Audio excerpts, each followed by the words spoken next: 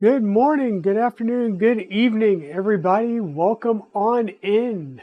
Welcome on in. Thank you for coming and joining me today. Welcome on into the Dragon's Den. My name is Digital Dragon, aka Luke, and I am a 3D printing variety streamer here on Twitch. What does that mean? Well, it means that we do everything from building the 3D printers that you see behind me to working on cosplay helmets and other 3D prints, just anything that deals with 3D printing or an adjacent. We've 3D printed some RC tanks, death racers, top fuel dragsters for the various rep rap festivals here in the United States. So we're just kind of, like I said, just a variety streamer. We do anything and everything that relates to 3D printing. By the way, Free Heathen, welcome on in, sir. Welcome on in. I see you're throwing out some commands that work on your channel, not necessarily mine. But you got the Fart, the Flamer, the For the Throne, and Blood Angels Heresy. Okay, alrighty. I see how it is. I'm gonna have to make a Blood Angels helmet and send it to you. Very, very true, Free Heathen. I have taken part in some prototypes and some betas. Sitting over here on the Ender 3 bed is a beta version of the Tradrack from Annex Engineering. Behind me, kind of where the spool is in the way here, we'll get that out of the way. This printer right here that's printing right underneath the helmet is a 0G Mercury 1, and that is a full beta frame kit, or not a kit, but a full beta frame. And normally the 0G Mercuries are built off of a Ender 5 platform, whether that's an Ender 5, Ender 5 Pro, or an Ender 5 Plus. So this version right here is a full ground up frame kit that you'll be able to hopefully purchase soon from a couple of different vendors or directly from Masumi itself.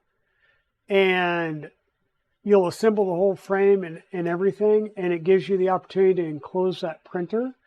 And that printer right behind me printed the parts for, let's see, it printed the parts for this 2.4 that didn't come with this 2.4 right here, which was Fey Dragon.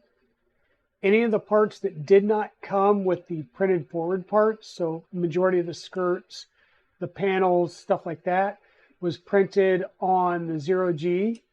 And all of the parts for the Trident over here were printed on the 0G.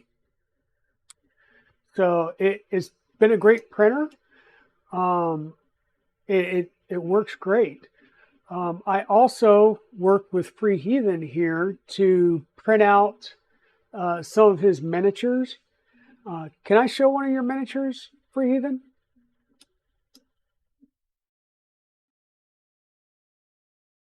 Just want to make sure before I do. Okay. So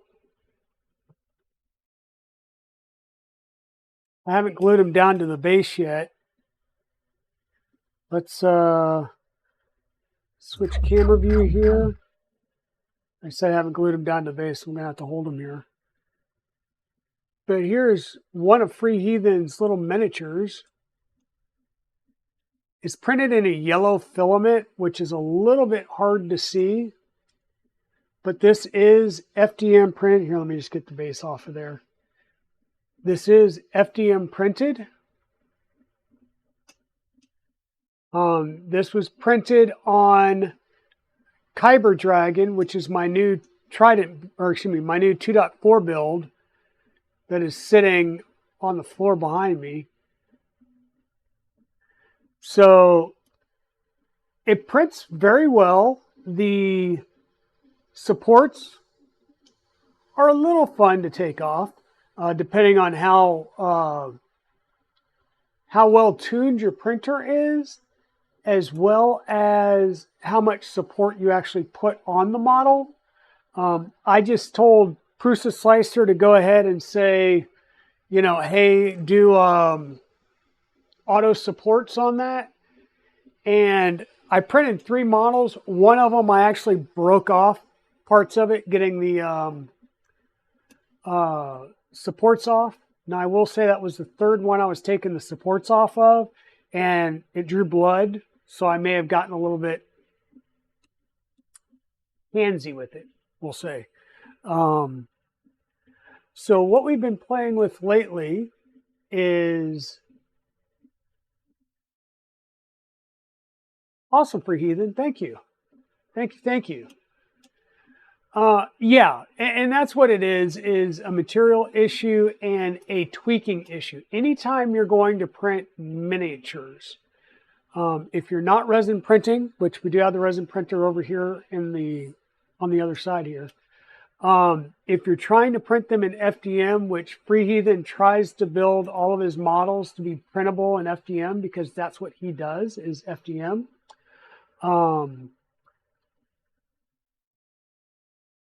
You need to be well-tuned printers, right? Good morning, Pez Liz. How are you doing? Editing videos still? Wow. Okay. Well, thank you for joining on in, Pez Liz. So the folks from the Great North have come in strength here. So we have Free Heathen and Pez Liz, both from Canada.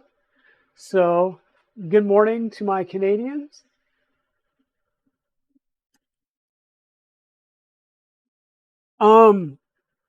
Yeah, so your miniatures, you really need to have your printer tuned in really, really well, especially if you're going to be doing supports. Oh, well, gotcha. Yeah, you have a few of the videos in the queue. You know, that's the one thing I like about live streaming is I don't have to edit videos. And I know that if I started editing videos and doing things on YouTube, I could probably get a few more things out of the whole streaming stuff. But I think right now it's kind of a time thing. Hey, Modlight, how are you doing this morning? So Modlight, I have to apologize sincerely, my dude. I did not get back out to the post office yesterday. And my thought was, oh, the stream's not going to be long today, so I can run out to the post office today. And Windstream's going to be coming back out again today, which may cause us to be even shorter. I don't know. Depends on what time Windstream gets here because they are going to be playing with the internet again. Though I will say that yesterday they actually switched. So we have Cat 5 coming into the house for the Windstream connection. They only use 4 wires, right? 4 wires. So they switched over to the other 4 wires to see if it was something in the wire itself that was causing a lot of problems. And it seems to have been up for the last 21 hours. So I'm curious to see with the stream. I am seeing a few drop packets here and there, but not a lot. But I'm trying to monitor this stream and I'll say kind of push my connection a little bit to see if we have any faults before they come out again. Because the next thing they're going to have to do is literally swap wires between me and a neighbor because there's no other free wire pairs in the junction box. So that's going to be the next thing, is to switch physical cables between me and a neighbor to see if the problem moves with the cables or not. So yeah, fun stuff. Fun stuff. It's going to be really, really bad if it's a problem with the actual cable, because like I said, there's no other cable pairs. But yes, good morning, everybody. Good morning, good morning. So yeah, Modlight. I need to get down to the post office, but once again, the last 3 days, they have given me an appointment time and they have shown up early. And by early, I mean, yesterday my appointment time was at 1 o'clock. The guy was here at 9:30 saying he had already been monitoring and noticed I had dropped 3 times yesterday morning. So they may be here early. They may not be. If I can get it, great. If not, then it'll definitely be Monday.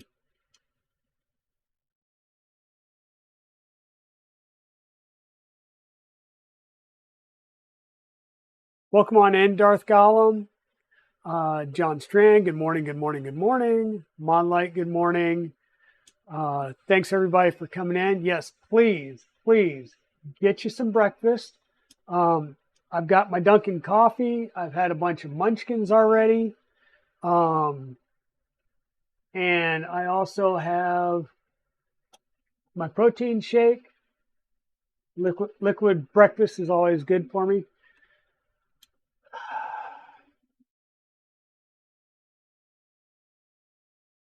Uh-oh, what's this?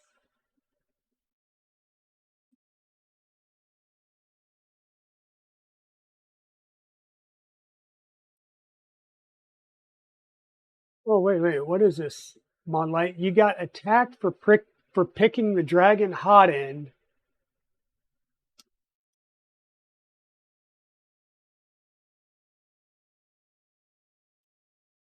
Well, one, don't worry about 3D printer Karen. I mean, the name kind of says it all. And some people in this environment, well, actually, people on social media, they are, all right, we're going to be non-kid friendly for 30 seconds. They're assholes because they can be assholes. Right? This Dragon High Flow has printed several of the helmets that you see behind me here. Right? It's printed several of these helmets over on the Ender 5 Plus that was turned to a 0G. I did clog this. That was an issue of me, not Mahade. Yes, they say that there's heat creep issues with these, but heat creep's one thing. When you clog the nozzle up at the top, all the way at the top, that's a printer, not a printer. That is a person problem, not a hardware problem, right? Now what I did was I took my thermistor and my heater out and I clamped this in a vise and I used my heat gun, heated it up, and then dug all of the filament out and got the clog out of this. Operator error, there you go. And I did the same thing to one of my dragons. I had to get my dragonflies. So these two are now clean and ready to go back in service on something.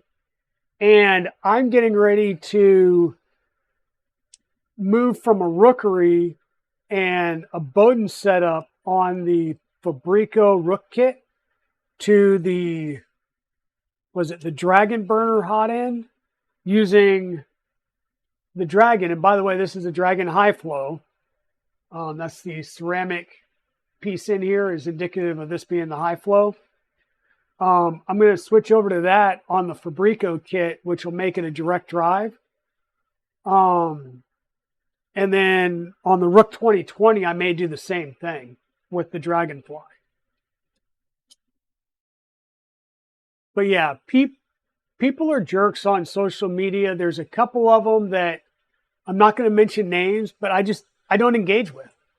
I see the mudslinging that they do all the time, and then they'll bitch about having issues with a product, and you sit there and you go, that's straight up user error.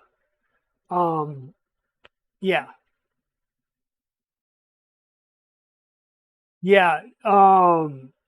Definitely RAM Online. Yeah, Canada did have some heavy storms. I know Nero 3D was canceled his stream yesterday due to the storms, and he showed some pictures on Twitter about having sections of his fence blown over and a lot of tree limbs ripped out of the trees and stuff. So yeah, definitely, stay safe. It is storm season. We're still in hurricane season down here in the United States, and it's not just the East Coast. California's been dealing with some bad storms as well. But yeah, um,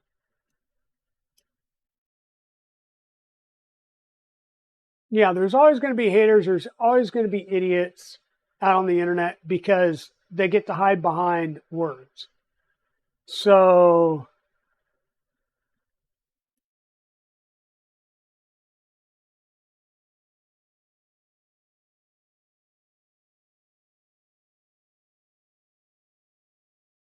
yep, Nero did have damage. Yeah, and so like I said, don't worry, Mod Light. That's no big deal. Um, but like I said, I do have your um, stealth burner parts ready to go. They're in the box. I just need to take them down to the post office and get them sent. I may, since the post office may be closed by the time I'm able to get out of here today, I may just go down to. I've got an Office Max close by. I may go down there because they work with the post office as well, and I can at least get it in the system. So we'll get it started out to you. Like I said, I did build the CW2 already, so you've got all that and ready to go. So you just have to mount your Dragon hot end when you get it and get everything wired up. And I would suggest putting connectors, either microfit. Microfit would be best, especially for your hot end, or JSTs, so that you've got something closer to the tool head where you can disconnect everything and take the tool head off if you need to. Just ease the maintenance stuff. Let's see.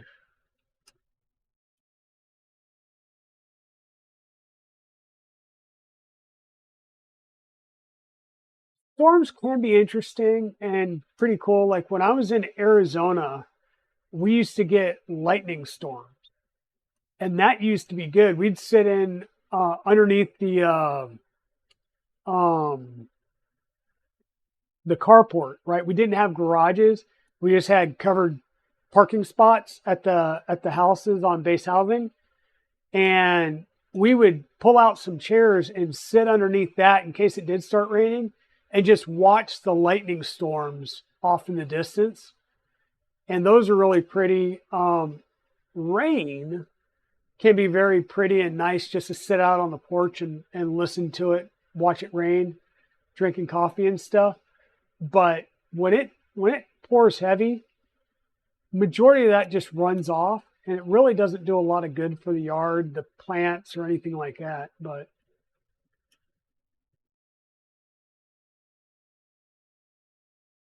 exactly, they get to hide behind the screen and behind the words, and they don't have to interact with people.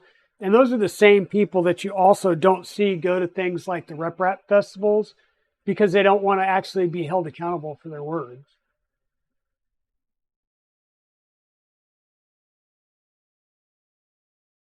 You can use whatever you want. The thing is you need something that would be more high temp for the engine oils and stuff because normally, um, well, I don't want to say normally. The best way to drain your oil, and you probably know this with drag bikes and stuff, is to heat it up because it'll make it more viscous with the temperature and allow it all to drain out better, right? And so what if you have to reprint something? Money well lost. I love Big Tree Tech. Yeah. Huh.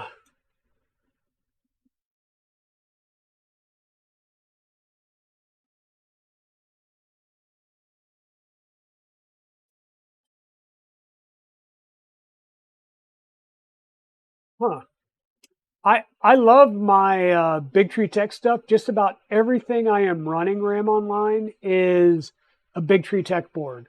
My Prusas run the Einsea or the Buddy boards, but everything else I have, let me stop and think about that.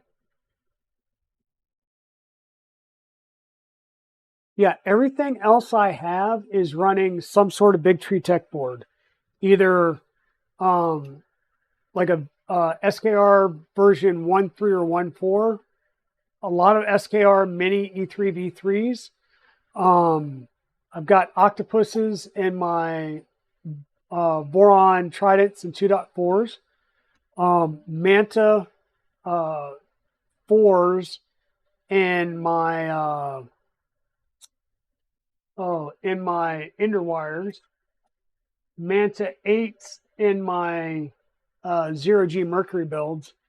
So yeah, I love the Big Tree Tech. All of my CAN bus boards are Big Tree Tech.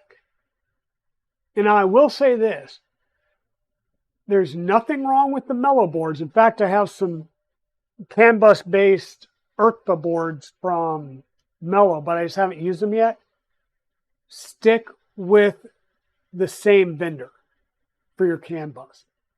If you're, and I don't necessarily mean controller board, but let me rephrase that. If you're using a CAN bus board and you're going to connect that directly to a controller board, stick with the same vendor, right? Big Tree Tech CAN bus, Big Tree Tech controller. Big Tree Tech CAN bus, Big Tree Tech UTC. If you do Mellow Fly CAN bus board, then do the Mellow Fly UTOC board, or connect it to a Mellow controller. Just because there's been some compatibility issues between the Mellow and the Big Tree Tech stuff. So stay with the vendor, but both of those vendors are really good. Yeah, Mama, it may melt depending on how hot you get the oil.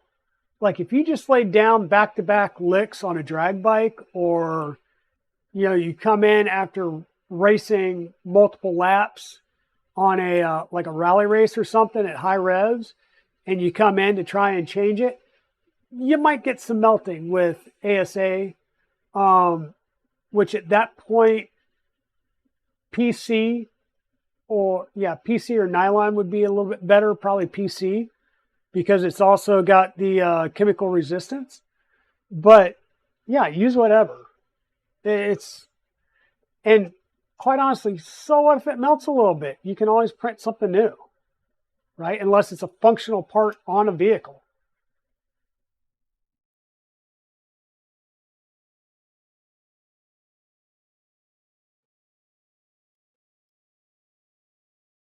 Yeah.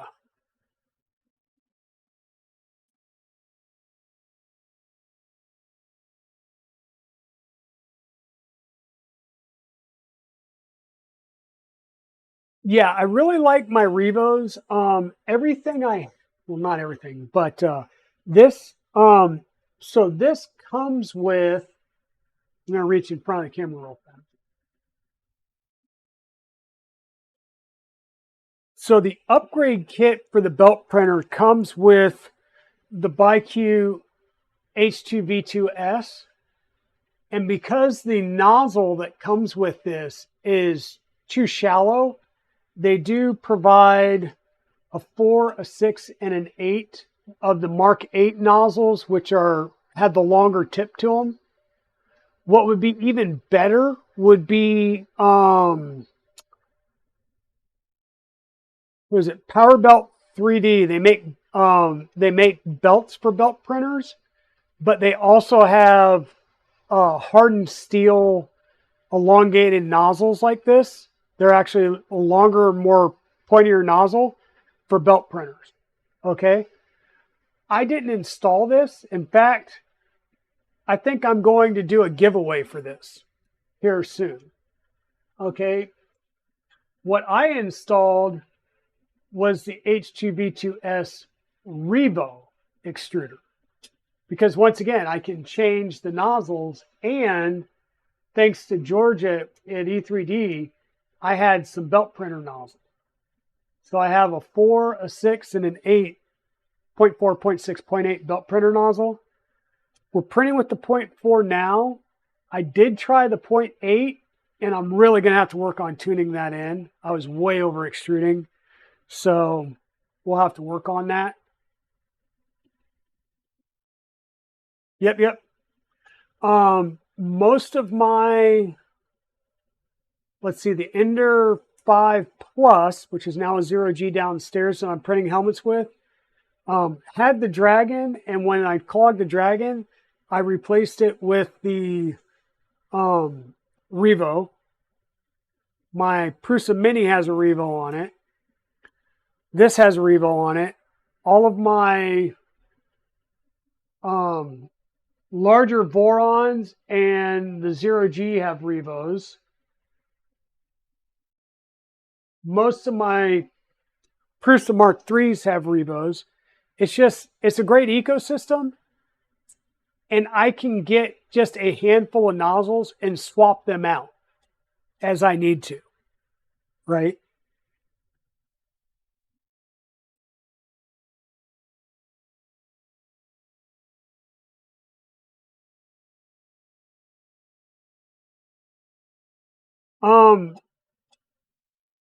Okay, Ram Online, are you talking about the BIQ H2V2S Revo, or are you talking about the belt printer as a whole?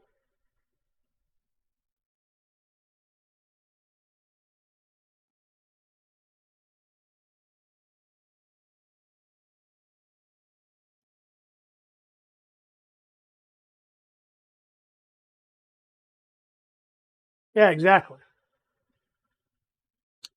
So the Revo extruder version, it's working out well. I have printed a few of the chameleons. These are for the Toys for Tots. So I printed a few chameleons. Now there is some, let me see if I can get it to focus. Okay, you can see those lines there where it goes from being all nice and shiny to kind of having those lines. I think that's cooling issues. I think I was trying to print a little faster because I ramped up the speed some. So I believe that's just cooling issue there because it kind of works its way through the model. So I slowed things back down. The only thing that I have an issue with, and you can probably hear it, but I'm going to move the mic a little bit closer here.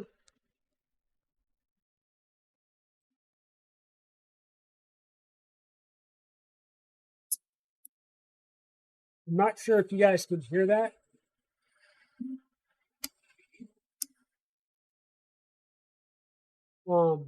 But the retraction on this makes a lot of noise, and that's because of the play and the metal gears makes some noise. So overall, this printer, now that I've moved, it kills me how much noise you reduce going from wheels to linear rails.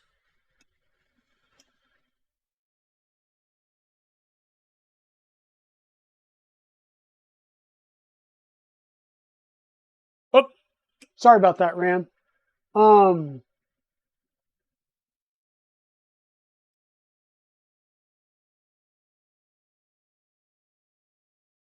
Yeah, so it's probably the noise canceling. It does make a noise. So right now, all I'm really hearing are the fans, right? But you can hear this extruder as it does the retract, but that's with anything. The Orbiter, the Sherpa Mini, this, you hear those gears, and it's really the backlash in the gears when you do a quick retract and start up again. No, Chainsaw Scroll is probably with my noise cancellation that's preventing it. I'll try and take a short video with my phone and post it on Twitter after this. That's the only issue I've had with the extruder. The fan mount, let me pull you guys around here and I'll try and show you what I did with the fan mount. Okay, you'll see I am using, right back here, I am using M3 socket head cap screws to hold the fan mount on. And I'm literally using 4mm T-nuts that were left over in the kit as spacers. And what that does is it pulls this out some, because if not, the jet from the fan was blowing right at the silicone ring on the nozzle. Because these nozzles are so much longer, I had to redo the, or not redo, but I had to add some spacers to the fan mount to get the cooling to blow in the right direction. But as you can see in this print right here, you can see those 45-degree layer lines, and that is printed with 0 supports. 0 supports and no infill, right? So you should be able to look in here and you'll see there is no infill in this print. I'm doing 4 layers at 0.4 for 4 walls, and we're going to be printing the same model here, and it's an overhang test to show that you can do overhangs with this if you've got the model oriented in the right direction.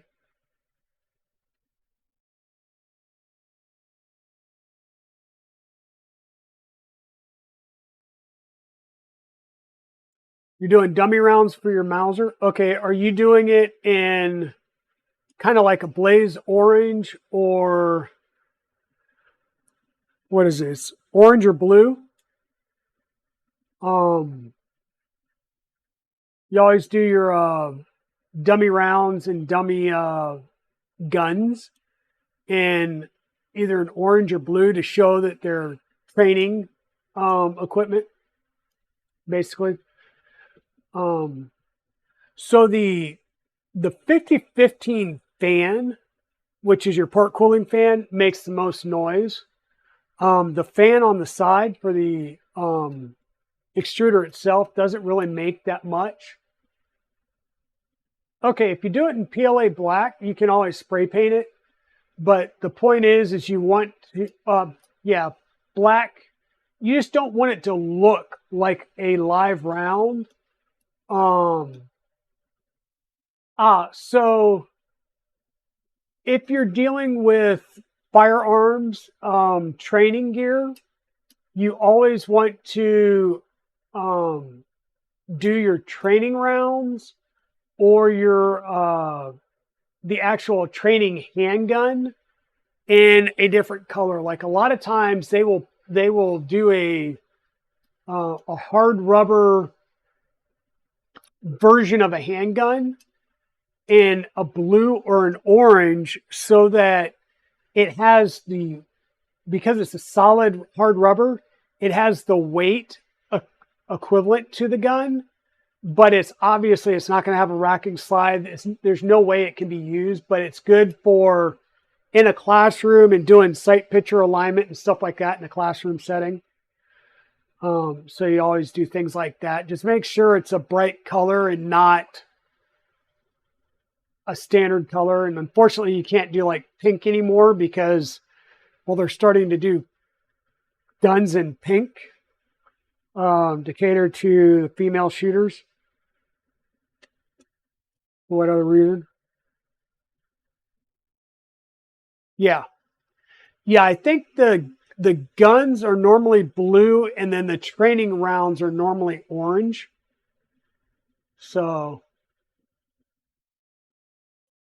yeah. Yeah, there you go. But, so the belt printer, it did take me a little bit, and when you do change nozzles on the belt printer, or on the Revo, we'll call them colloquially the nipple nozzles, because that's what Ripcord likes to call them. for whatever reason, and I'm not sure, I haven't thrown calipers on here to see, they look to be the same length. However, because you're dealing with a different orifice size, you may have to revisit your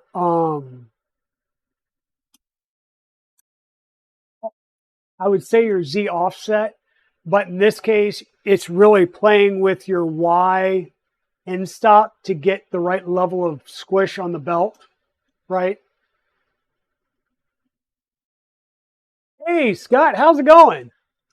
How's it going? We're doing our overhang test. Here, let me turn this around and you'll see the one that I did last night. But rather than using the H2V2, we're using the H2V2S Revo edition with the belt nozzles. So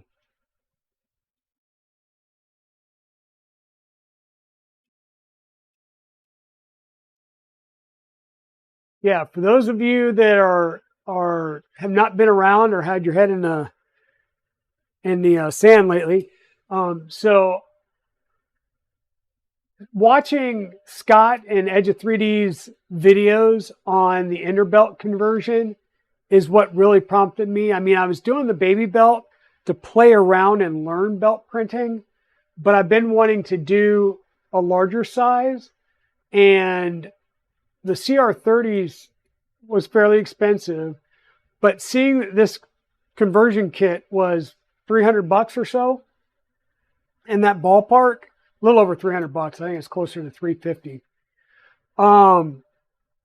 Really prompted me to say, hey, let's do this. And then seeing all the good videos from Scott at Edge of 3D, I was like, I got to give this a shot. So I did buy the kit, and we did the kit on stream to convert an Ender 3 fresh out of the box. And then we just installed the upgrades on the last stream on Thursday. So we're just, continuing to play around and get used to this. But I will say thanks to Scott at Edge of 3D. He's currently over in, well, he was in Shenzhen. He's in Taiwan today, right? Taipei, yeah. And then you're back in Shenzhen tomorrow to do some more Creality stuff. And what's the expo you're attending next week, Scott?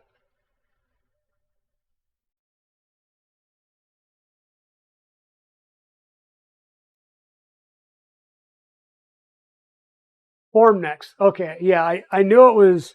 I kept thinking it was like an LTX expo or something like that, but no, it's Formnext. Yeah. So that's a great expo to be able to go and see. So that's great.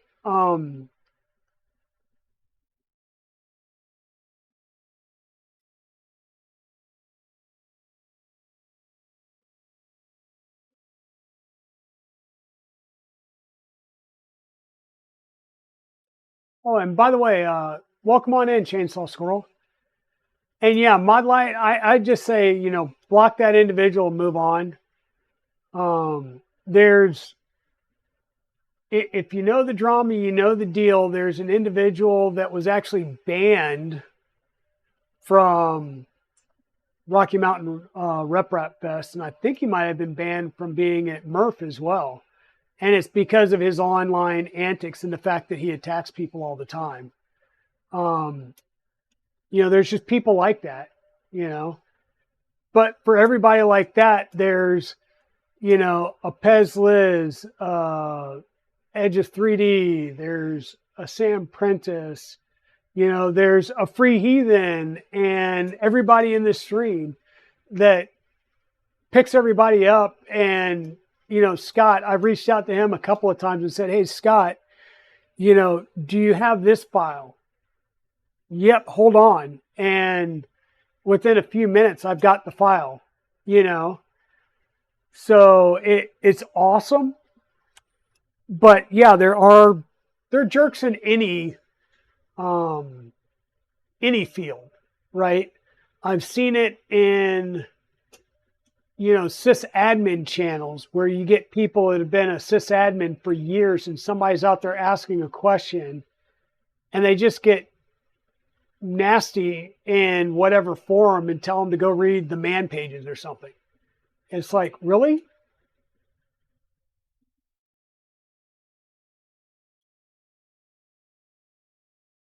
No, free heathen, you are, because you like to share the love. You try and prop people up.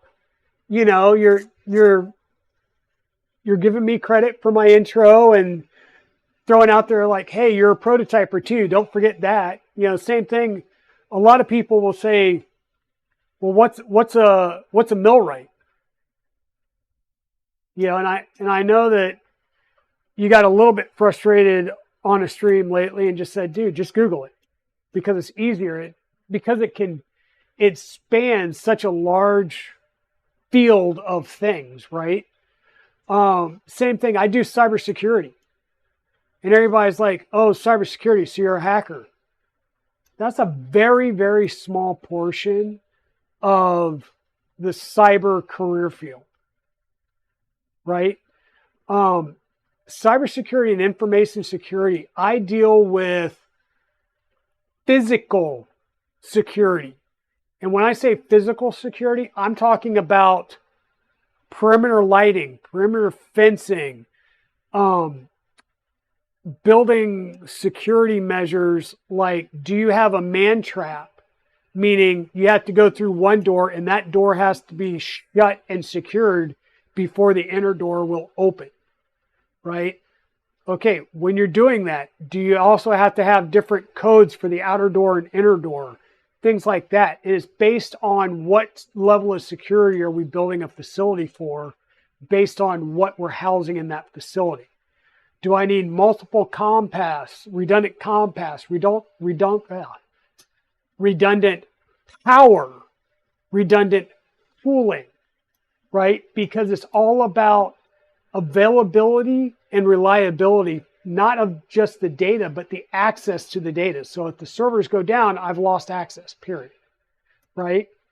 Can I deal with multiple data centers in a geographic region, or do I have to have data centers that are more than 50 miles or 150 miles apart to deal with hurricanes, tornadoes, and other natural disasters? I've had to deal with lawyers and contract law, right? So I get it when you start getting frustrated about, well, millwright. It's hard to explain, and it can get into so many different things. Same thing with like Nero 3D. He talks about, he wrenched on injection molding machines. And you may going, oh, so you're just a maintenance guy. Well, yes and no, because you have to understand the molding process to understand, will this fix work or not? So you always learn a lot more about the collateral, like a car mechanic.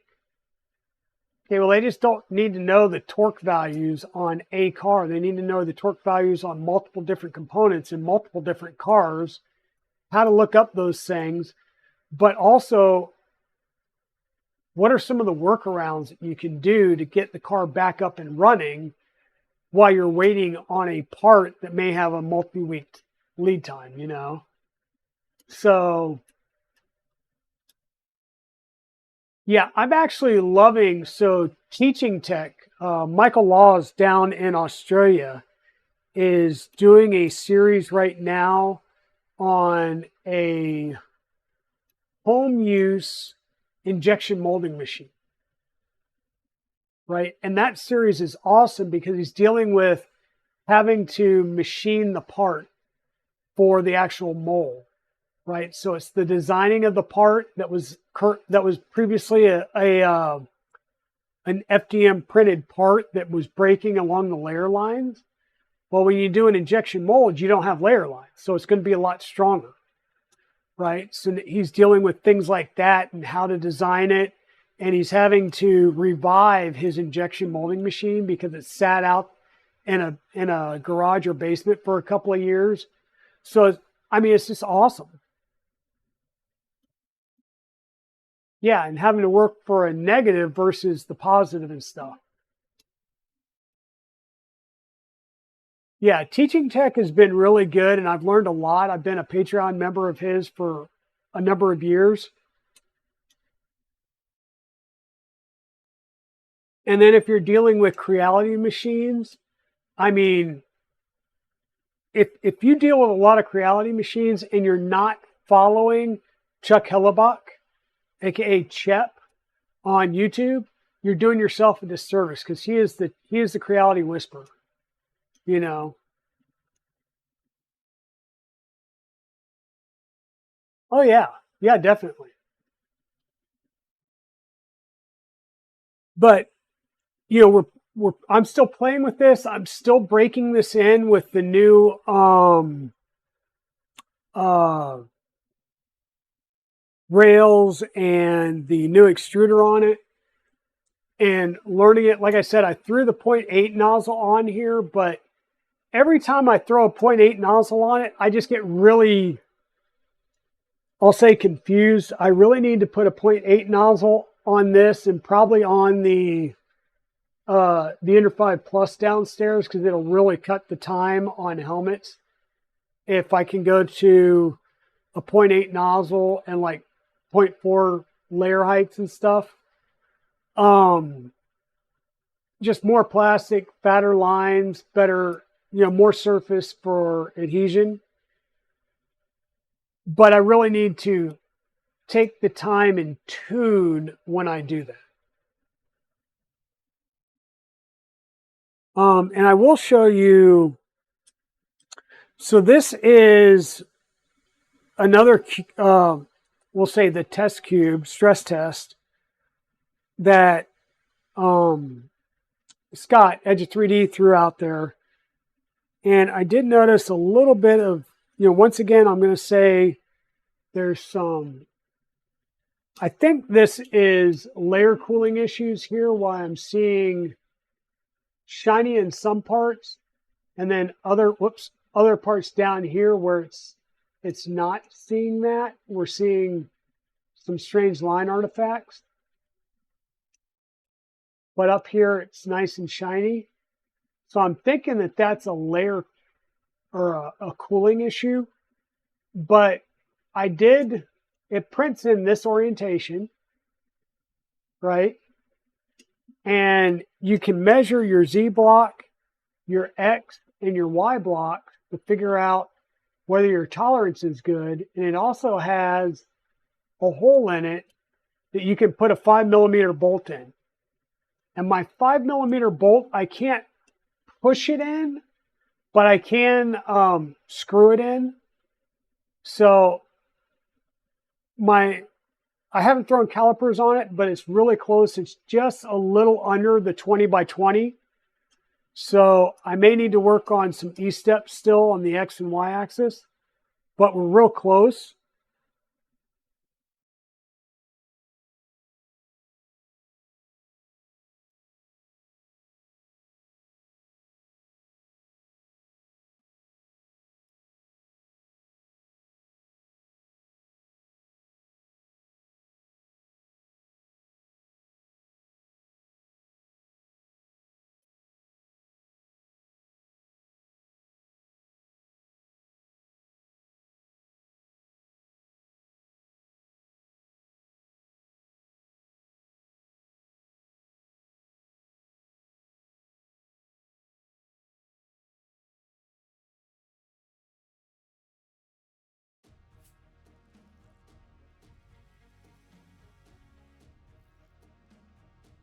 Hey, Subsector, how are you doing? Welcome in, and thank you for the Tier 1 resubscribe for 5 months. Wow, that's awesome.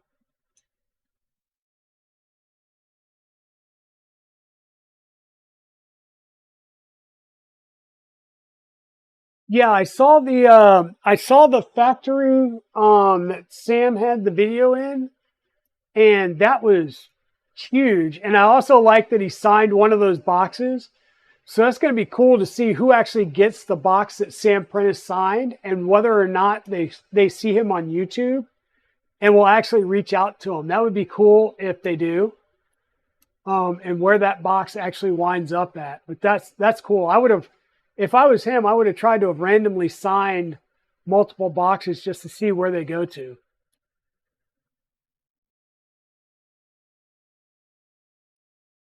Yeah, it's good to see you too, Subsector. So we are playing around with our Ender 3 belt printer.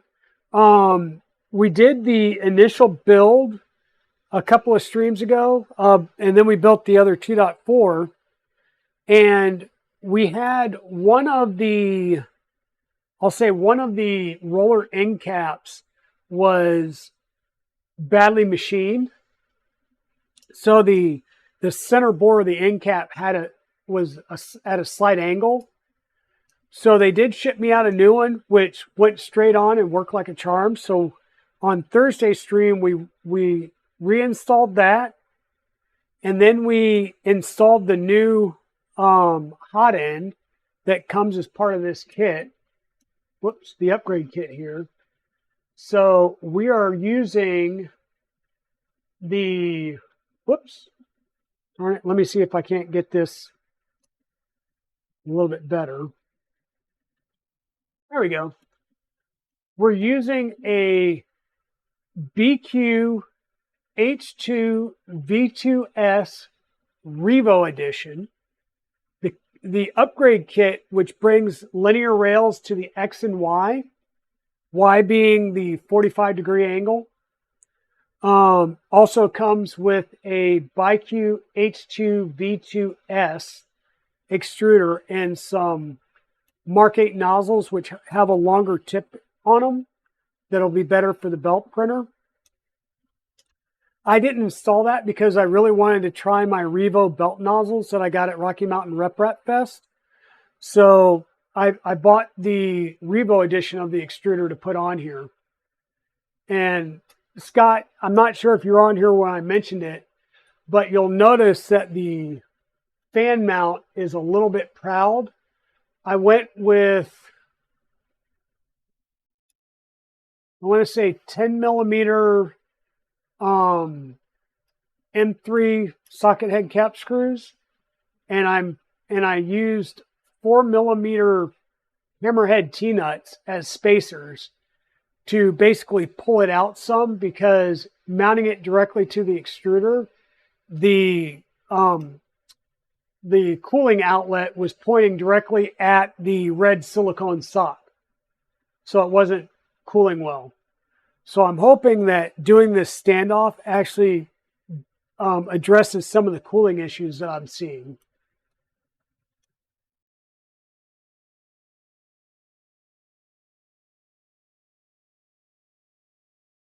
Oh, that's awesome, Subsector. Now, Subsector, when you do come back online and start streaming again, are you going to be doing some videos on your vinyl making that you're doing with your son? Because I know that you've started. Now, are you guys doing like a vinyl sticker business now? Is that one of the things you guys are doing, I think? Because if you are, I definitely want to throw that out there to the community. Okay, yes, and sublimation. There you go. So yes, guys, if you need stickers, if you need some vinyl cutouts and stuff, please reach out to Subsector and her son and see if there's something that she can do to help you guys out and get some stuff for you. That would be awesome. Just once again, let's help the community members grow their businesses and stuff like that. That would be great. I'll probably reach out to you guys here in the future for some stickers and some stuff. Also, I do know if you guys have been following me for a while, please check out one of my streams on the towards the last part of the Iron Dragon build, which was my Trident build, and you will notice I'll see if I should have enough length. Let me kind of move you guys around here. I got hung up. There we go. Sorry about this. On the Iron Dragon build, we got some really cool vinyl graphics that were made by KB3D, and they actually installed these directly on the spoke panels for me.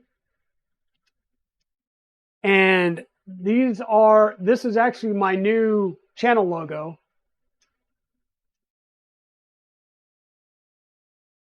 So yeah, visit KB3D. They're doing they're starting to do some custom laser panels and some vinyl work and stuff like that.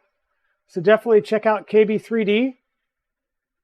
They are doing a lot with me in the channel. I'm not going to say they're a straight up sponsor of the channel because I don't get any payment from them for the channel, but I do work with them a lot. They are providing me affiliate links and stuff like that. So you will see some more stuff from KB3D on the channel, as far as some gift cards or coupons, as well as I will be doing some limited time sales during some streams. So yeah, definitely.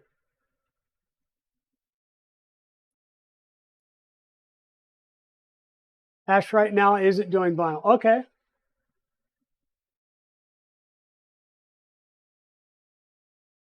Yes, resistance is futile. We will have you streaming again. Hey, Tactile, how are you doing? Welcome on in. Uh-oh, did I miss something? Oh, MakerDeck gave me a shout out 44 minutes ago. Subsector Tier 1 sub. I don't see anything on a raid.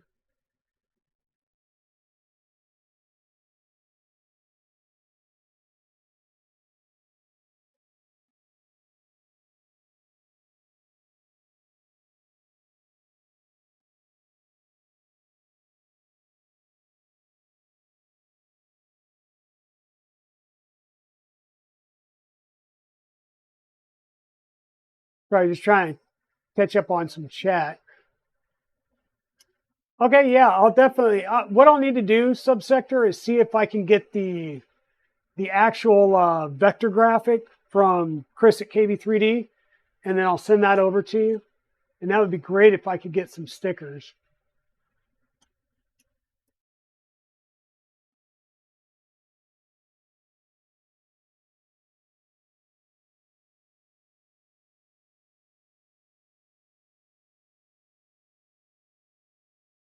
Okay, Ram Online, have a great day.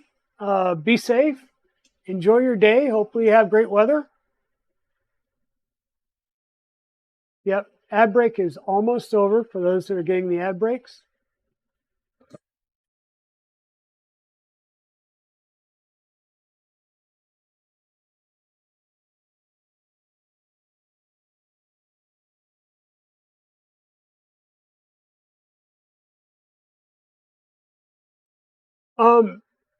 Yeah, we can chat about the colors subsector. I really like. We were looking for like a red or gold or red and copper kind of mix on that vinyl, because the color scheme for Iron Dragon, and I called it Iron Dragon because everybody kept saying it was Iron Man colors, but it's Sparta 3D, Sparkle Fluorescent Red, and Sparkle Old Copper was the color scheme on that one. And so he came up with the closest colors he could for that design and made the vinyls for it. And so that one's Iron Dragon. Our latest one, which is down here on the floor, I still need to put the doors on it, but this is called Kyber Dragon, and that is a LDO Motors Boron 2.4 kit. and it's got a purple anodized frame with orange as the primary color and black as the secondary color. And that is a Cinderwing Cyborg Snake on top of it. So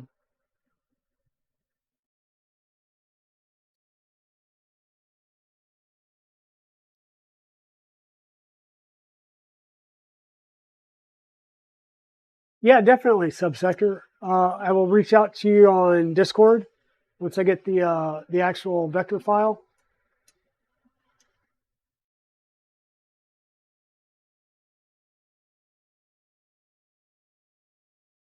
Well, so Tactile, the reason it's moving it back and forth like that is because we're doing retracts, right? So that's one of the things that Scott had said was that on layer changes, you really want to do a retract,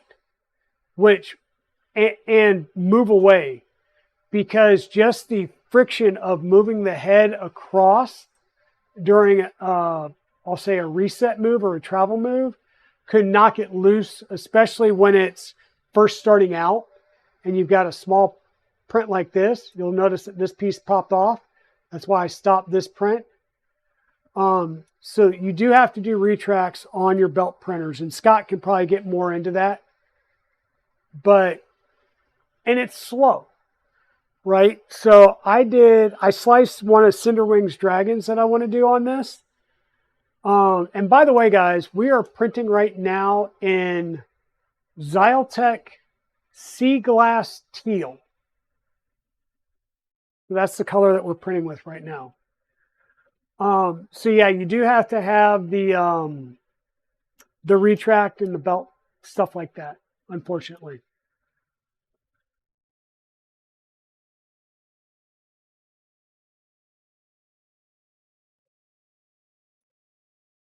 Oh, that's nice. Monlight, yeah. Subsector does some great things with. She's got a laser. She's got the Cricut. I know Ash had a larger vinyl printer, maker, cutter type system at one point, right? He had larger than a Cricut. Didn't he have like one of the more commercial ones that did the larger spools? And now you're dealing with sublimation and stuff.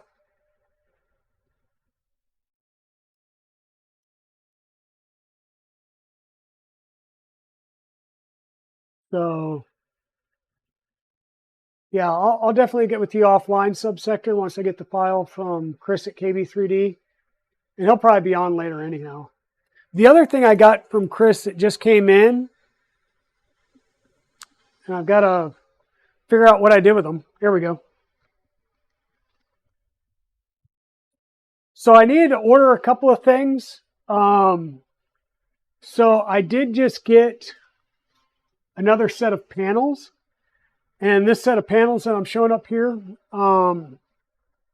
they laser cut these. And this is for the ender wire. So for those of you that are doing ender wire builds, KB3D Chris now has panel kits you can get. He's currently out of stock. This is the last one that he had, but he did say that this week they're going to start cutting more.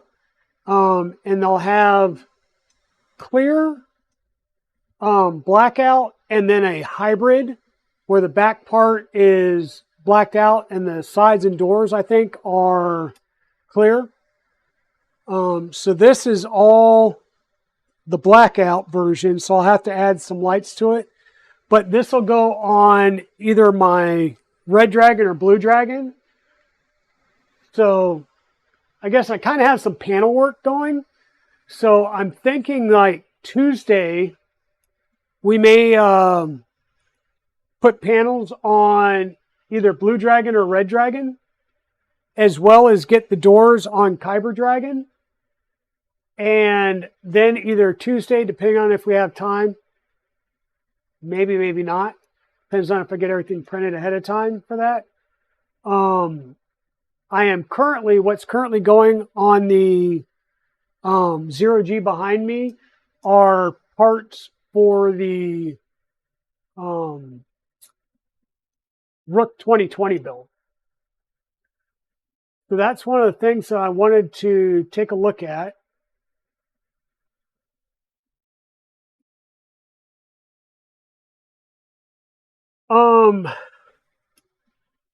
Tips on printing silk and dual silk filaments. Subsector, do you have any tips for them? So Subsector prints a lot of silk, and she does a lot of, well, she was printing with a lot of silk, and she was doing a lot of painting of prints. And so I know that she can, and Ian Douglas, if he pops on today, prints with a lot of silks. He prints a lot of dragons in silk. I print some with silk. I think Free Heathen prints with a lot of silk as well.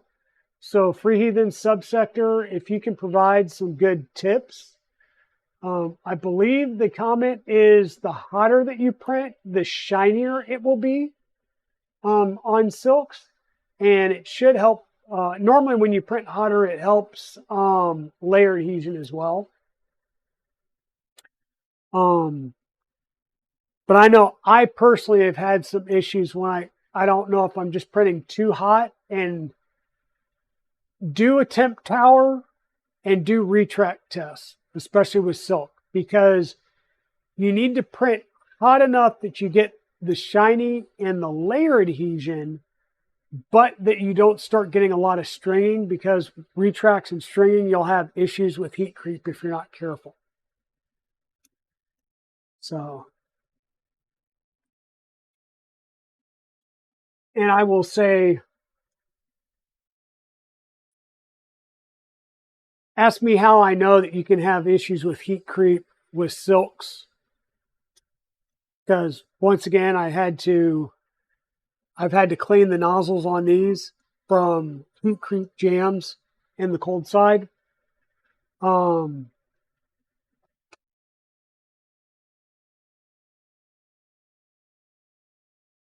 Ask me how I know about heat creep and clogs with silk.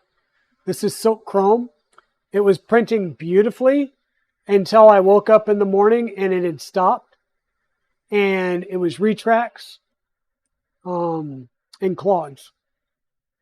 And it failed twice at the same spot. And this is about 2 days into a 4-day print.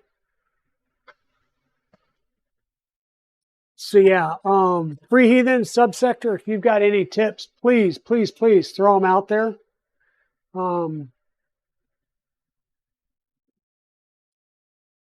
By all means, because I will take those as well.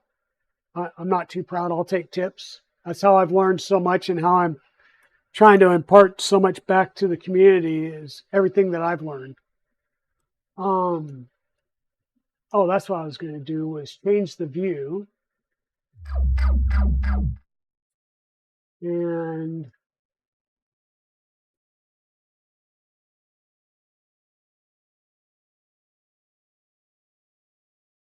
oh, okay, Subsector. Modlight was asking if anybody had pointers on printing silk with silk and dual silk filaments. And I know you and Free Heathen do a lot of silk prints.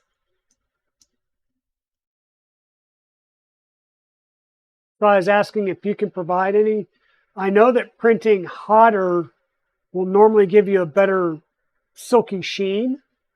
But it's a balance, because going hotter can also lead to issues with retracts and heat creep. And I said, I know that because I just cleaned out two nozzles, or two hot ends, where I had borked the nozzles, or the cold side, and clogged it. Yeah.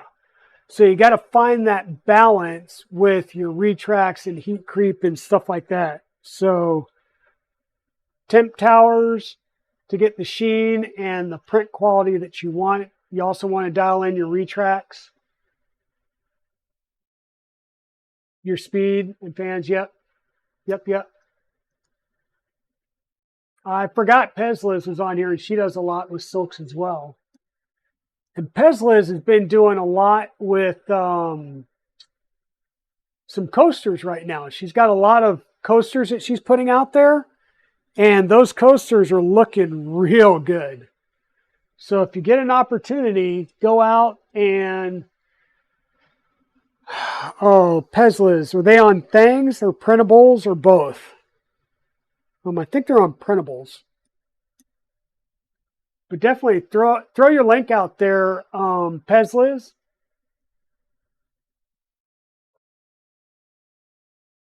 To your coasters. We'll try and get some people out there printing some Pezliz coasters.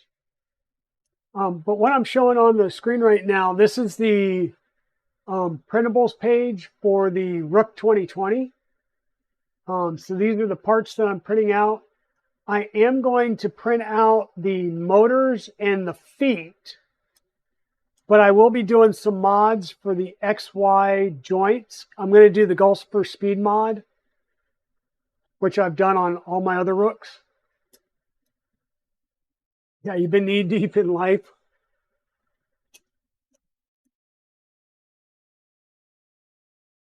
Oh, nice. Yeah, but you should be able to post links, Pez. So please, by all means, put links up there to some of your coasters or to your page where they can get it, whether it's Thangs, printables, or both. Definitely put them out there. In fact, I ought to be doing some shout outs for some people since we're a little bit slower on this. Well, we're not doing a build today.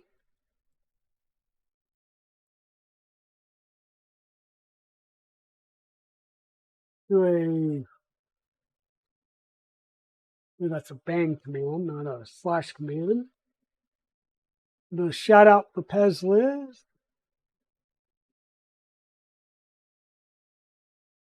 Oh, and I guess it helps if I type Pezliz right.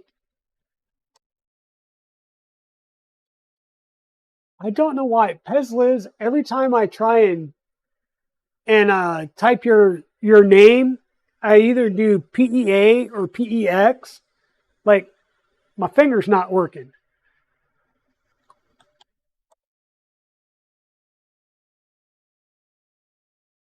We'll do one for Subsector 3D as well. We definitely need to stay on her and get her streaming again as life permits.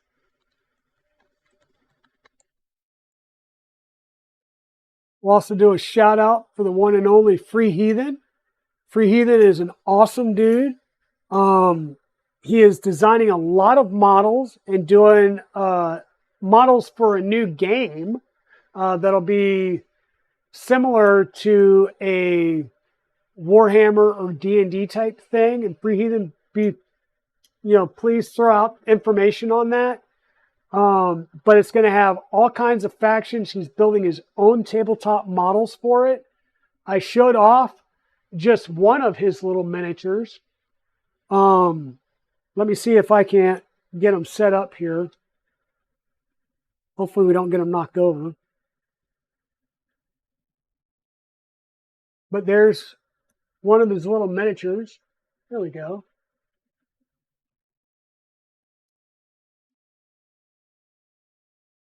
And all of his miniatures can be FDM printed. This was printed on my 2.4. And it's not going to focus because of the movement in the background. So let me move him away from the extruder, hopefully, and we can get him in focus.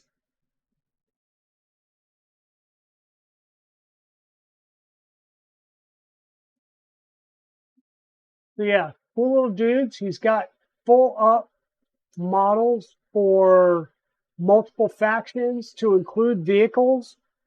So go out there and check him out. I don't know how much has been released yet, but he's pretty prolific over on Thangs. So go check out some of his models and print his stuff. And if you print his stuff, please put some photos out there and link them on Twitter. Same thing with Pezliz and Subsector.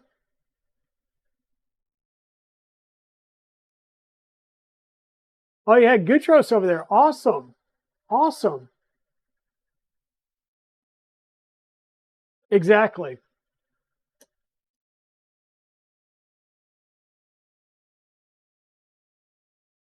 Oh, nice, nice, nice.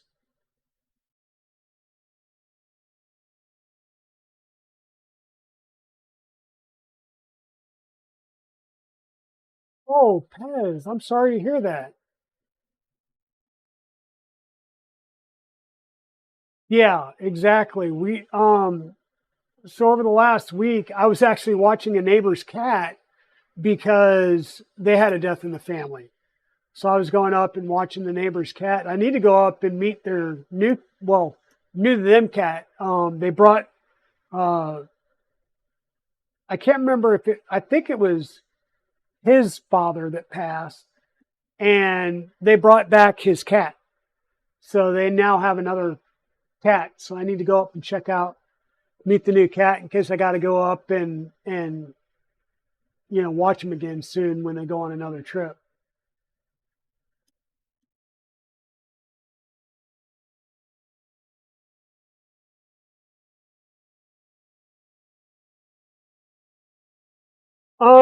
So your best thing if you need to print hotter for like ASA, ABS, PC, and nylon, um,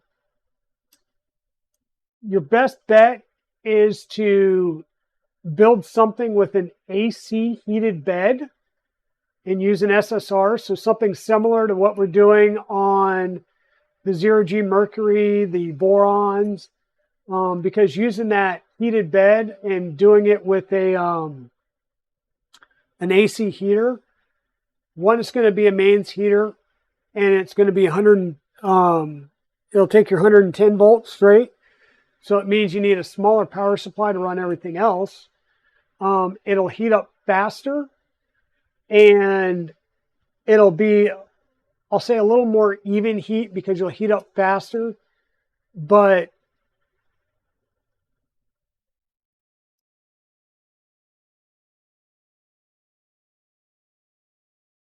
yeah, if you need stuff that prints at 110 and above for the bed temp, um, AC will be the way to go. It's going to heat up faster. It's actually going to hold that temp better, but doing a chamber will help. And the size of that chamber. So depending on the size of the part that you're doing, um, be cognizant. Bigger is not always better, especially if you're trying to get a chamber temp up and holding. So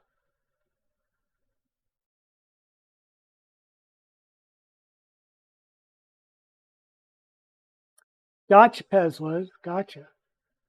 Yeah, we've had a couple of scares. My dad, so I'm 51, which makes my dad 81.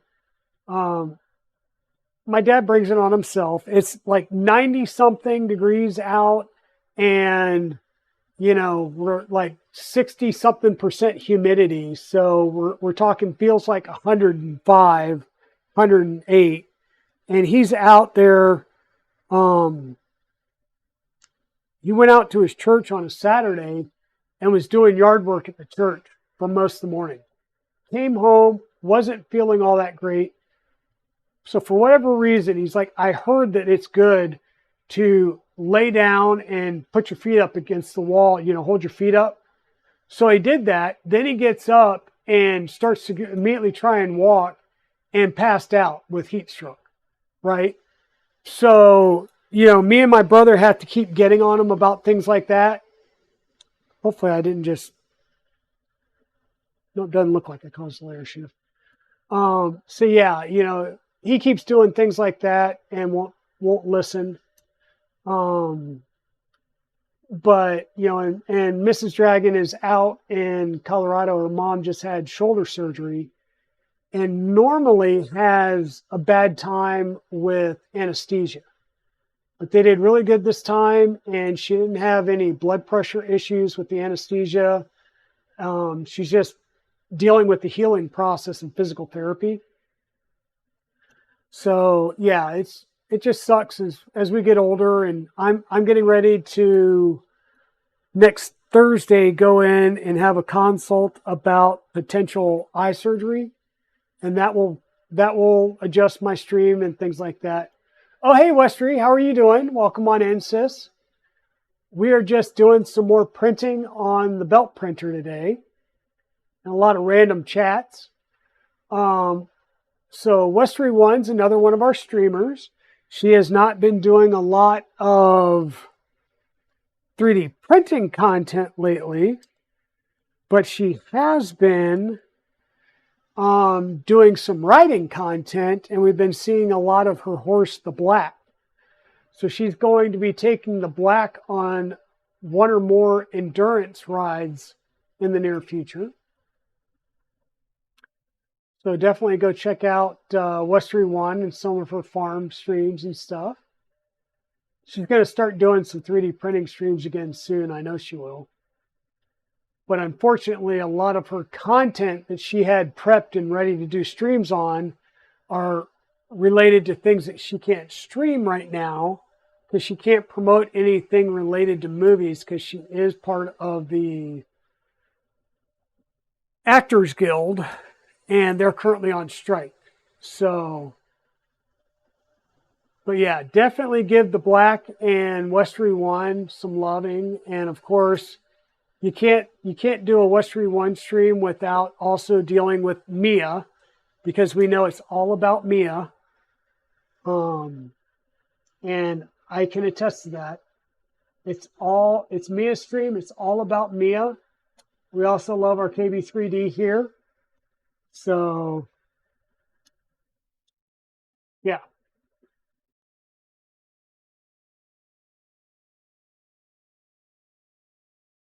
Yeah. Yep.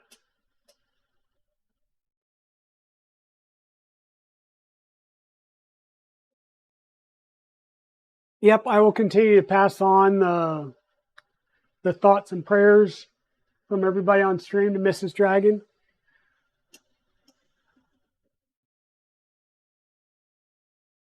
Thanks, Westry. Give Mia some treats for me because I haven't seen you streaming. So Westry One, Westry One, when she's been streaming rides with the Black, and Mia can't be with the horses because she causes issues. She gets herself in trouble. So I haven't been seeing Mia, which means I haven't been able to give Mia treats as much. I think Westry's doing that on purpose. Yeah.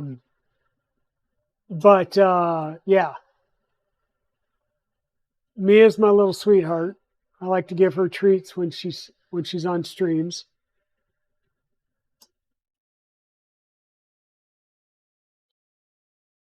Okay, thanks. Yeah, Mrs. Dragon is actually down in Colorado Springs today. She actually went down there last night, and I got a call from her, and she spent the night with my son and his husband at their house because she's down getting some new headshots taken. So one of my best friends, and who is also my best man at our wedding, lives down in Colorado Springs, and his wife actually did the photos of our wedding. She's a professional photographer. And so Jen went down to see her and get some new headshots done, since she's been hobnobbing with Congress and the House of Representatives.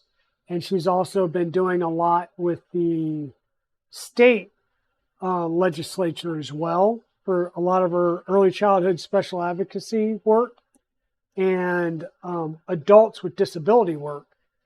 So she's getting some new professional headshots done. Oh, that'll be cool, Pez Liz.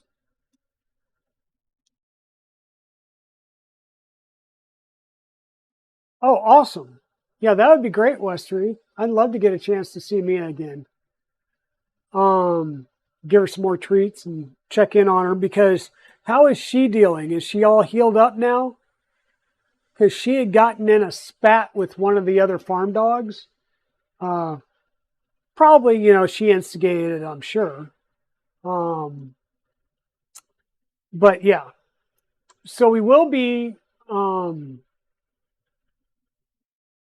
So next stream Tuesday will probably be another chat and chill hodgepodge stream, because we need to get the doors on Kyber Dragon and get it up on the line somewhere. And then either Red Dragon or Blue Dragon's going to come up onto the bench, and we're going to put panels on that and check out the form and fit of those panels.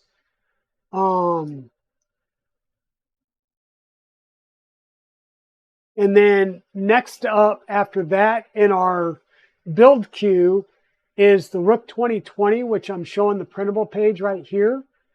I am going to print the 3-piece frame that comes as part of this set of files. Actually, not frame, but the bed. So the bed mount for this is 3 pieces, and I think he did the 3-piece frame. I'm going to scroll down through the files here so you'll see what I'm talking about. So here's the frame pieces. There's a front triangle and then the 2 sides. And I think he did that. Hey, welcome on in, Tech Jeeper. Welcome on in. Thanks for the returning chat. And I think he did that so that you could print all of the parts on a Rook bed, which is a 120 by 120 build size. So I'm going to go ahead and print all 3 of the bed pieces like that. Now, I'm going to use Gulsifer's speed mod for the XY, because if you look at this image here, you'll see that the X and Y, or excuse me, the X axis here is not supported by a print all the way across. So it's a, we'll say, a free floating rail, right? And that works well, don't get me wrong, but I am going to do the Gulsifer speed mod, which adds a fully printed back piece. So it makes the XY joints one big long piece. And I am going to put a Dragon burner hot end on it and use another Gulsifer mod to mount that. So we'll do those 2 things.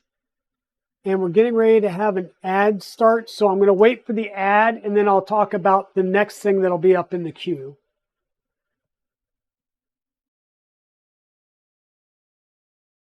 But I do have the Rook 2020 kit. Fabrico did send me that when I got the Fabrico Rook kit. So I do have that material. And that's just, was it 12 2020 extrusions, corner brackets, and the M5 nuts and T-nuts. So it looks like hammerhead nuts.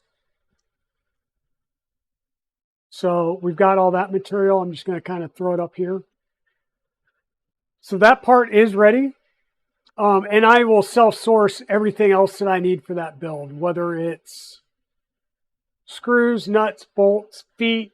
I've got an SKR Mini E3V3 that I pulled off of a different printer. So I should have everything I need for that.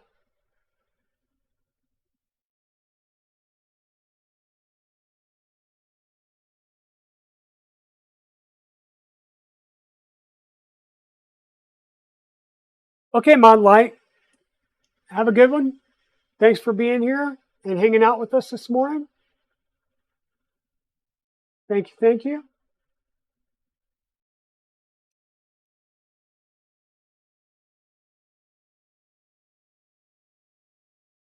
Exactly, Timor. So your fun fact, you're a year older than my dad. Okay, so you'd be up there in your 80s as well. You're very wise. And yeah, definitely. Like, I stay here. People give me crap because I go and mow the lawn at 7:30 p.m. Dude, if I do it in the morning, the ground's wet because of the humidity and the dew overnight. So I do it in the evening, and it's cooling off at that point. And and it forces me to not stay out there for multiple hours. But I have been known to be out there edging by street lamp at like 8:30 at night. Um, but yeah, it's just a lot cooler. I prefer to stay inside when it's 98 and 60% humidity, so it feels like triple digits. I've done my times in desert environments in Tucson and in Saudi Arabia. So, oh, not a problem. You can hit me up on Discord. I'm not always monitoring it, but once I see it pop in, I'll chat with you for a bit. No problem. Exactly. I'd rather do it at night than the morning. Poondog, what's for breakfast? Oops, I'm trying to use a camera that I'm not currently. So, what was for breakfast? We've got large Dunkin' coffee and Dunkin' assorted munchkins donut holes. That was breakfast, as well as you know the protein shake, because you can only live on so much caffeine and sugar before you start getting crazy jitters.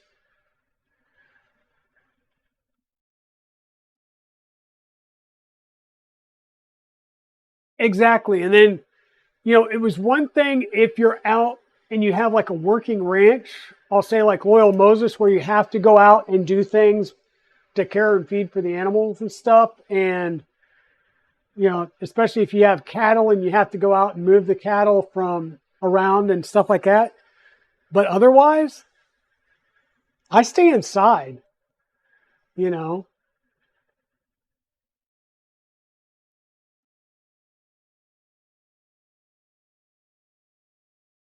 Yep, Dunkin'. So, um, it's weird. I like Krispy Kreme donuts better than Dunkin' because one, I know they're fresh because I can watch them actually make the darn things. Where I know a lot of the Dunkin' stores get them in frozen and basically, you know, make them there. But I tend to like Dunkin' coffee better.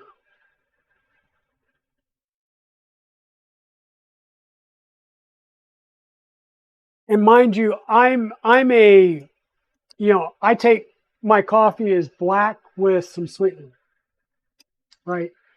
And normally what I would do is like I used to drink a lot of Starbucks because Starbucks was close. But when I moved to Holly Springs and now to Sanford, the Starbucks was out of the way, right? So at Holly Springs, I would have to go sit at a light, turn left, go through 3 parking lots to get to the Starbucks because it was the easiest way to get there. And then when I left, I would have to drive back towards the house, sit at a light to do a U turn to then go back to work. Same thing here. The closest Starbucks used to be across town and was further away from driving towards work. Now there's one on the way to work. I just have to get off at an exit, which isn't that bad. But if I decide no, I'm just going to go into work. Well, there's a Starbucks right by work, but once I get to work, we have free Starbucks.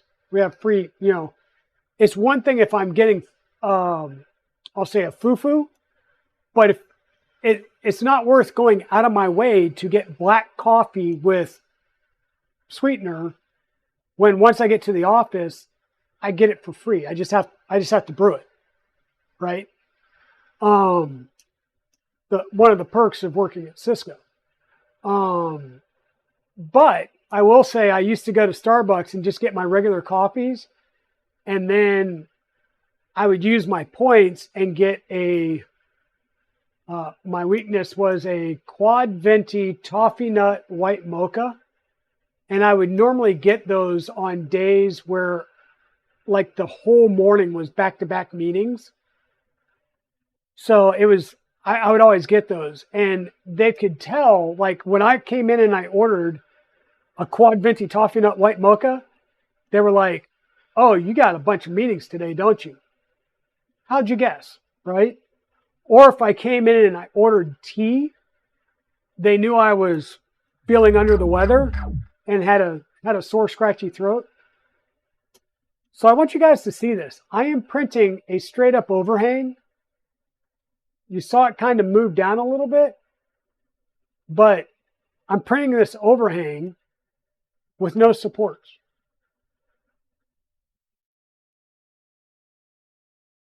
So that's one of the things that you can do with a 45-degree printer. And once again, you'll see it's just doing like, I've got 4 perimeters going. There's no infill. So a Java chip. Oh yeah, and caramel macchiatos. And there's another one. There's a seasonal one that comes out at Christmas time that I really like. But once again, I'm not going to go out of my way when I'm driving into the office to go get coffee. And then when when I go over to my parents' house and I'm hunting, I get up at dark 30 and I just brew coffee and take it with me. Or if I have to stop, I'll stop at a gas station and get coffee at the gas station. But I get, on Thursday, Pez Liz made a comment about my shirt because I was wearing my veteran roasted coffee shirt from Black Rifle Coffee Company. And it's actually a guy there with a flamethrower, roasting coffee. But I get a subscription from Black Rifle Coffee Company. So I make coffee at the house every day. And I like doing the subscription through Black Rifle because when you buy coffee from them, they send coffee downrange to veterans that are downrange. So I like to give back because I am a veteran myself. And good morning, Daddy Wisely, the creator. Welcome on in. Welcome on in. My head looks marvelous this morning. Oh, well, I've got a little bit of hair here, so it's cutting down some of the shine. But yeah. Kansas City Roasters, okay. Thanks, Pez Liz. Yeah. I'm sure it wasn't the KB, but the Black Rifle one. Yeah, I do like Black Rifle coffee, and I like the fact that you can get it in stores now. So they first came out in, I was seeing them at Bass Pro Shops and Cabela's, because they're owned by the same parent company now. I was seeing them at Dunham Sports, which is local here. And now I'm starting to see them actually in the grocery stores. So they're in Walmart. They don't carry the full line, but you can go and get certain things there. So it's always good to grab. I keep, we'll call them spares. So if, because I do have a recurring order, monthly subscription that comes in. But yeah, I like to keep some spares in case I go on coffee binges. Yeah. My other one that I have from them that I like is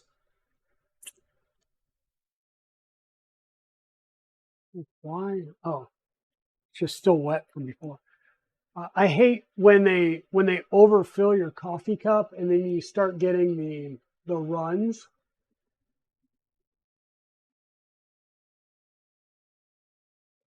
My other one that I got from them says coffee or die, and it has like the don't tread on me snake on it, but it says coffee or die. Yeah. Back in the military, hey Boondog, by the way, welcome on in. I was known, like I literally, as an A1C, which was a enlisted grade 3, I yelled at a master sergeant, which was a enlisted grade 6. I literally chewed him out and yelled at him. And I'll say got away with it because I was there, I was on 12-hour night shift. I was going to get coffee. This was coming close to the end of my shift. Okay. Sorry, I saw something up on the ceiling here. And I was going to get coffee, and he was sitting there having a conversation in front of the coffee pot. And one thing, like, he was day staff, and he's just coming in, doing the morning BS, the water cooler conversation. But he was doing it right in front of the coffee pot, blocking the coffee pot. And I was staring daggers at him. And finally I was like, can you please move your conversation to the side so that other people can get to the coffee pot? And he kind of glared at me, but he moved to the side, and I went over, and he had emptied the coffee pot and didn't start a new pot. I lost my shit. Sorry. I lost it. I cussed him out, and he turned around and started to get on me, and one of my officers had just walked in, and we'll just say he'd had a rough weekend. And when he realized that the master sergeant had taken the last of the coffee, didn't brew it, and then heard me yelling at him for not brewing it and standing and having a conversation in front of the coffee pot and blocking it, when the master sergeant turned and started to lay into me, the officer was like, excuse me, Master Sergeant, make coffee. So I got lucky and got away with it at that point. But yeah, we'll say it came back to me later on. But yeah, don't get between an enlisted guy and his coffee, especially when it's after a 12 or 14-hour shift. That's bad. Oh yeah, that's the thing that pisses me off even at work. I'm a little more tolerant now because I go in and there's so few people in the office. But like before COVID, it would piss me off to come in there and we've got 3 different, you make the coffee in the actual, the dispensing carafes. And so it's easy. You flip the top, you take the center or the pump out, you put it under the bun, you put a pouch of coffee, and you hit a button, and it brews. Like, it's not hard, right? And I come up, and all 3 are empty. And I'm like, seriously? And there's people sitting there with their coffee, chatting next, and you're like, are you freaking kidding me? Like, make the freaking coffee. Hey, Timor. Daddy Wazzy. Hey, K2 Kevin, welcome on in. Uh-oh, boyfriend 2, boyfriend 1's here.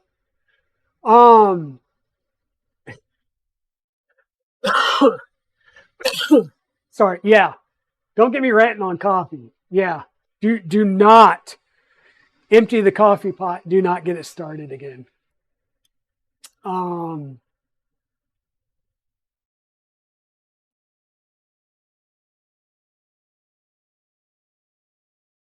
You'll be BF3? I thought you were BF1.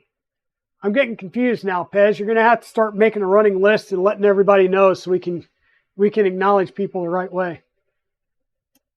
Yeah, definitely. Coffee is life. And I have joked before about, if I could do an IV and mainline coffee, it would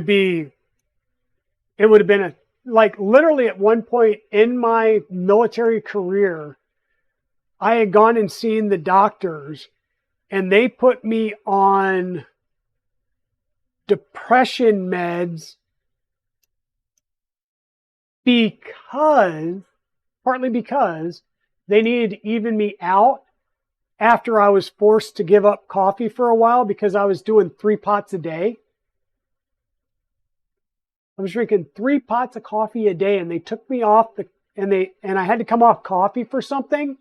for a surgery, and they actually put me on depression meds to calm me down because my anxiety spiked so bad.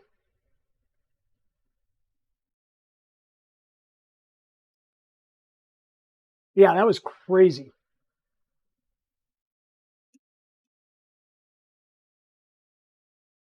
Oh yeah, yeah. Unless the coffee cool. I mean, it was so bad in the desert during a deployment that I would come on to shift. All right, give me a second here. Trying to figure out if that's a cobweb going across my ceiling or if something scratched. It's probably a cobweb. I haven't had anything up that high that would have marred the paint. But I have actually been known to come in the morning, and the night shift had like let the coffee pot, the coffee pot will auto shut off so it doesn't burn the coffee. And I've been known just to take that and pour it in the back of the coffee machine, throw new grounds in there, and run it. You know, all the boyfriend's coffee and 3D printer talk. Yep, yep, yep.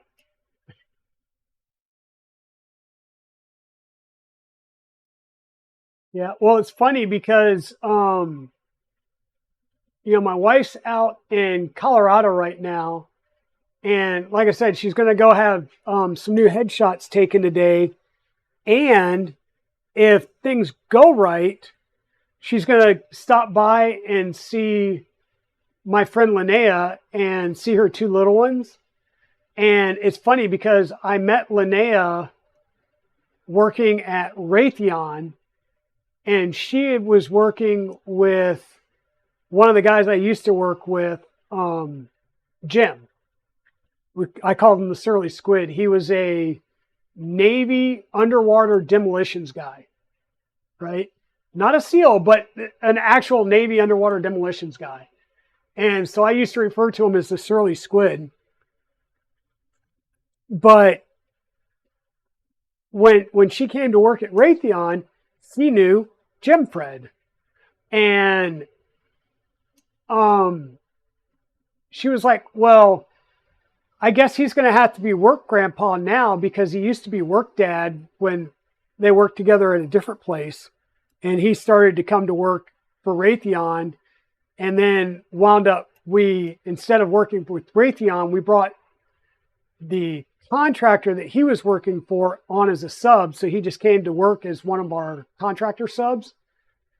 And so I became work dad and he became work grandpa. So she was my work daughter. So long story short, I still go down and see her and see some of the old crew when I go back to Colorado, and it's great because we'll go over and hang out, and we'll still bring birthday gifts and stuff for her little ones. They're like the closest thing I have to grandkids right now. So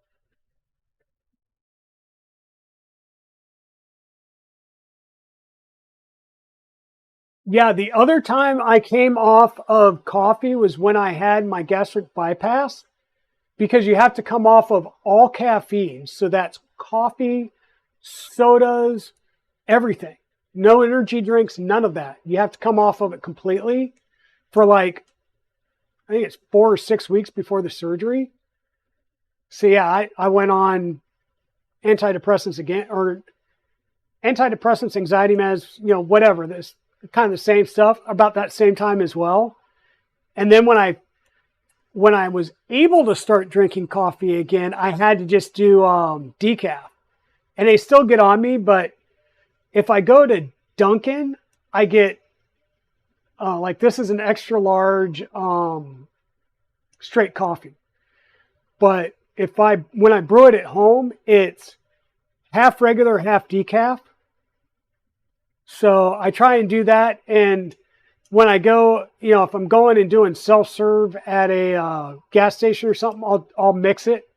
But normally I know I can get half calf wherever I go. I just normally choose not to because I don't want to be a pain in the ass. I'm just like, coffee, sweet and low, out. I hate the people. The other thing that really annoys me is the people that go through the drive-through and order 20 freaking drinks. like, have the courtesy to park and walk your butt in if you're ordering for the entire damn office. You know?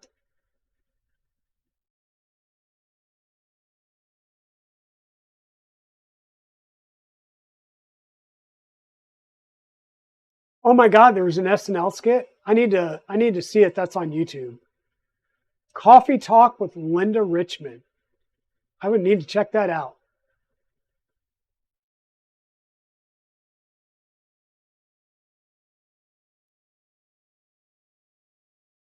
Ducks. Ducks, ducks. Yeah, so Westery One did get her Prusa Mini that and the duck that I printed with it. So she's got ducks.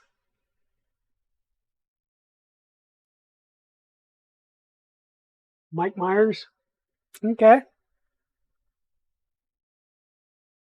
Yeah, I'll have to check that out. Coffee Talk with Linda Richman.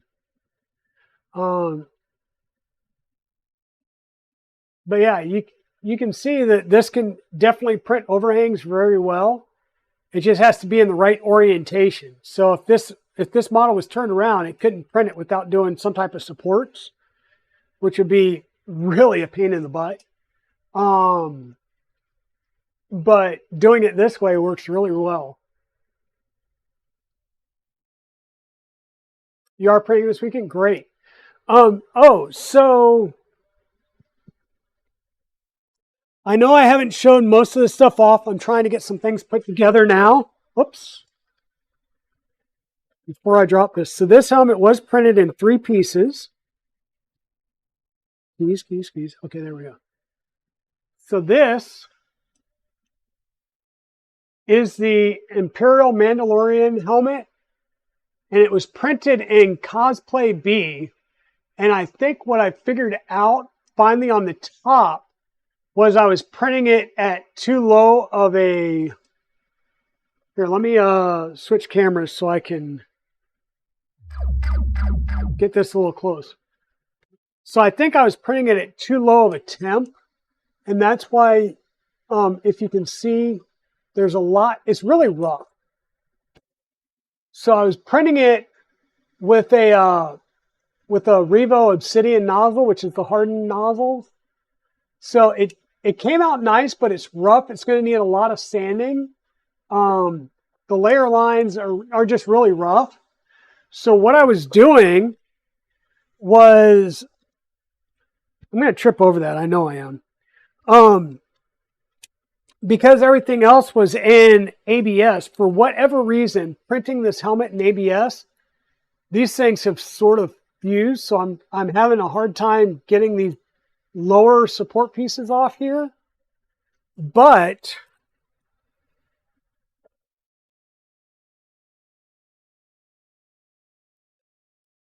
no, I don't have all of the support. I don't have the pegs cleared up, so that's why it's not gonna fit completely well. But this is what it looks like in the ABS, and it just looks a lot smoother. I need to get some picks so that I can get into pieces like, whoops, this piece here, and get the little support pieces that went in there and the little overhang stuff cleaned up. But I'm starting to put the jetpack together, and the first chest piece that I did, which was 100%, which is a little small. So once I get a couple more pieces put together, we'll start doing those on stream as well. Maybe we'll switch and do a Tuesday or a Thursday will be specific to working on the cosplay outfit, because I think that'll be pretty cool. But I've got the chest piece, the back piece, the front and back abs portion done. The legs are all done. So I just need to start assembling them and then sanding. And I may do some videos on that where it's not necessarily streaming, because streaming, watching a guy sit here and sand or prime and sand and prime and sand and fill may not be all that exciting for a live stream. But I think doing some video of it and then kind of, editing it into some type of video or a VOD would be worthwhile.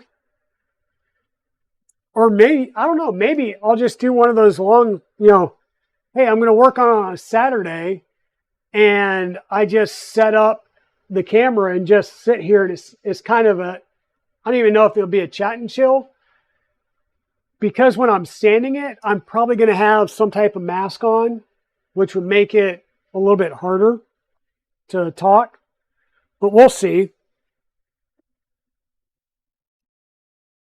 We'll see. What else have I been working on?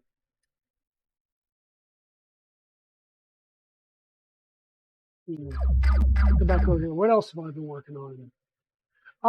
We're going to come back over to the browser view for a second. And the other thing that we're going to be working on, so we got to do some panel work. We've got the Rook 2020 build coming up.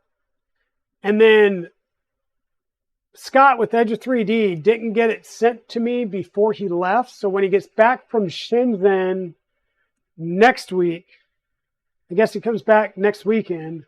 So sometime after that, he is going to send me one of the Ender XY conversion kits from Additiva 3D. So apparently he has one or more. He's going to go ahead and ship me one of these. This kit looks like it's on sale for $260. And in this little, can I make that bigger? Yes. So all of these blue purple parts that you see on the video here are CNC'd aluminum, anodized CNC aluminum. So just like on the belt printer here, where all of the metal brackets were CNC'd, the only one that wasn't anodized was the bracket that holds the actual H2 hot end on. And I think that's because it's steel. Oh, we got an ad break going on, so give me a minute. Let's give it a minute for that to finish.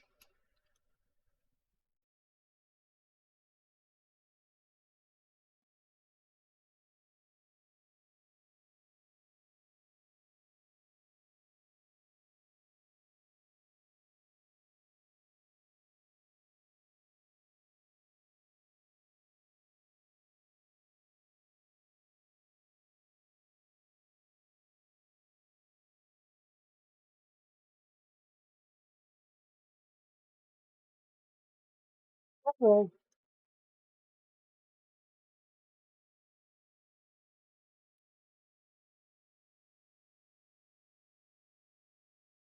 Oh, you missed everything, Subsector. We've been talking about coffee and the annoying people that stand in front of the coffee pot and have conversations, or stand in front of the coffee pot and have conversations, and you finally get them to move out of the way, and you go to make coffee. You find out that the coffee was emptied by that person and they didn't bother to start a new pot, and how that pisses us off. Yeah, so we've been talking about coffee, and I'm a Black Rifle Coffee subscriber. So exactly. I just finished my first cup of the day, but I get a subscription from Black Rifle Coffee, and they're starting to show up in stores now, which is great. Which all was prompted by Pezliz making a comment about the shirt that I was wearing on Thursday, which was one of my Black Rifle Coffee shirts that says Veteran Roasted. So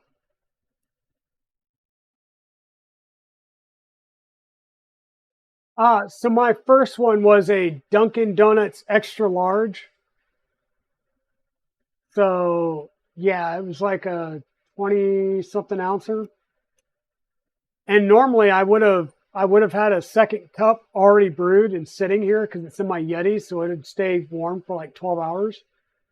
But I didn't, because I know what will happen is I'll sit here and drink like 3 cups of coffee, and then I'll be like, All day long. And I just feel weird.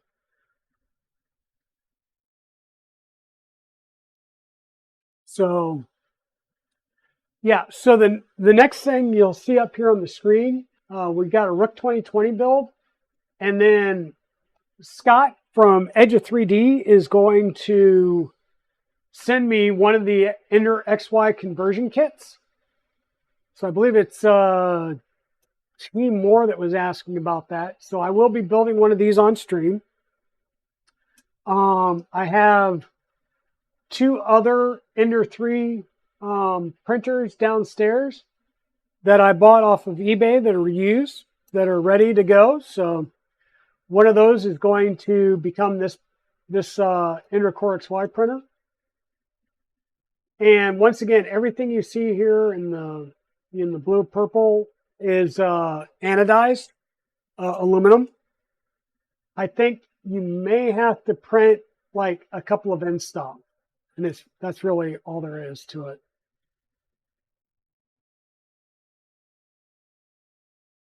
Yep. So we will be printing, or we will be building this, and I'll tell you in a second here. You know, here's kind of a view of all the parts. So it's funny, on the Ender belt, all of the anodized parts were red, so all of your zip ties are red. You'll notice that the zip ties that come in this pack match the CNC'd aluminum. And it looks like on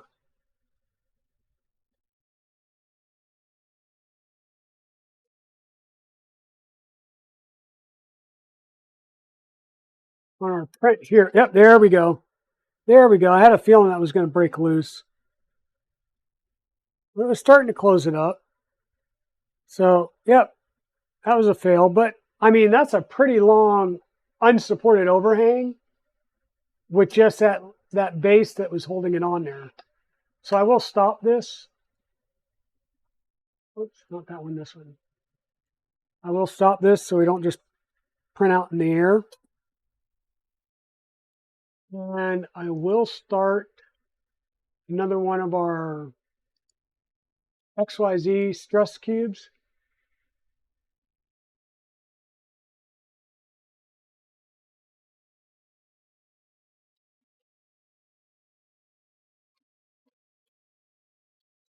But if it works out right, I mean, this is the end print.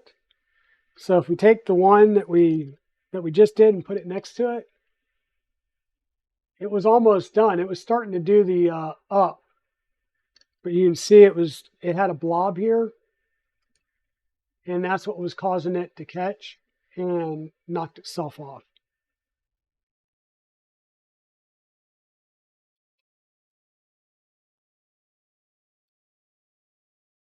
Yeah, you can do pretty decent overhangs on these. And I'm trying to get a good first layer where I'm not like really jamming the bottom down into the belt and getting a lot of crow's foot and stuff like that.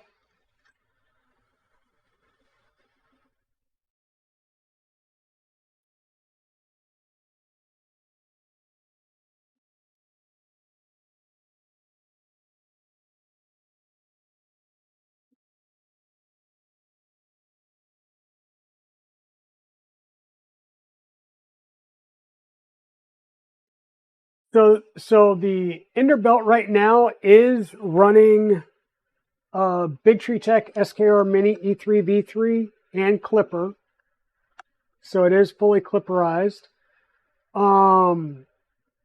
We did when we did the linear rail upgrade, it comes with the H2 V2S, and we switched over to the Revo version. And the H2 V2S that came in this kit, I am going to do a giveaway on in a coming stream. So I will announce that on Twitter so that everybody can join in. And I will ship to North America. Right? I can probably look at international shipping, but that's going to be more. And I will ask for the winner, if they're overseas, to pay for or at least offset international shipping costs. But it's definitely going to be open to everyone in North America. So, but in our kit here, you'll see we do have, we do have all the necessary bits and bobs and gubbins. We do have all of these anodized parts, so it will be a very stiff frame. We do have all the necessary extrusions to make the conversion, as well as the linear rails and carriages for those linear rails, and the additional motors that you'll need to pull it off. So it's a pretty comprehensive kit. I think for $258, you still need to have the base printer, of course, but I think that's good. Now that's the kit only. You also have the option of adding the BQ-H2VS, or just taking the kit and adding an SKR mini board, or adding everything. So if you just add the SKR mini, it increases the price to basically $300. If you get just the extruder, so you'd be running the extruder with the Creality board that came with it, it would be $318. Or if you get the whole shebang, it would be $338. And once again, that's above the cost of an Ender kit, which you can get under $100. And I would say if you're going to do something like this, one, don't make it your first printer. And then two, go get a used Ender 3 kit, whether it's from Comgrow or a refurb off of Creality store or from an eBay reseller. You can get them sub $100 and you can do these conversions. So, you know, high quality linear rails on 3 axes, anodized aluminum, high quality brackets, metal belt tensioners, an extra second Z lead screw and motor. I will also tell you that they did post on their Facebook group. They're looking into a triple lead screw kinematic bed system for that kit. And if they do that, I will get one of those and beta test that as well. Or if I can't get in on the beta for that, I will still get that and do that upgrade. Would require you at that point to go to like an Octopus or a Manta M8P or something, a Spider or something like that that's got the 7 to 8 driver capability. It does provide, or they do provide you the extra 2 motors for the Core XY to provide more torque. The BQ H2V2S extruder is optional. The SKR Mini is optional. The print volume is 230 by 230 by 250, but it's not going to be enclosed. But it should be a sufficient size that you can put an enclosure, you know, some type of tent system over it to make that work. And of course, there are some videos here from Edge of 3D. And I will tell you that the Additiva guy actually built this from an Ender kit because Scott brought an Ender kit for him. So he built this at Rocky Mountain Rep Rap Fest on Saturday and had it printing that night. And if we look at the resources, and I'm going to desk scroll to the bottom real fast, so close your eyes. Boom, there we go. We've got a manual. There's some printed parts, STLs, and this is like a zipper or RAR file. You will have a separate mount if you get the BQ. They do have firmware for both Marlin and Clipper for those 2 boards. For the SKR Mini E3 V3. So yeah, there's good resources out there. The Facebook group has good resources and a lot of people are already working on it. So definitely, yeah, definitely worth it.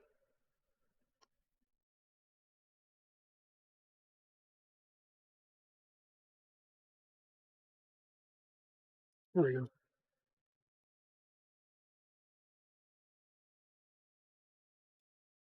Yeah, it's definitely going to be good. And I'm not sure what um, Scott's sending me, what version of the kit. So I don't know if it's going to come with the H2S extruder or not. I do have hold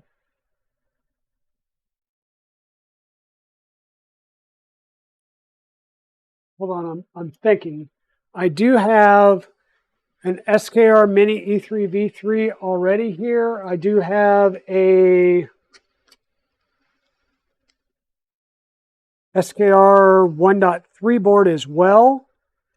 So I've got a couple of different boards. One of those will go on the Rook 2020 build. The other one could go on this. If, like I said, if it comes with the extruder and the board, great. We'll move forward with that. If not, I will order those two and get them shipped.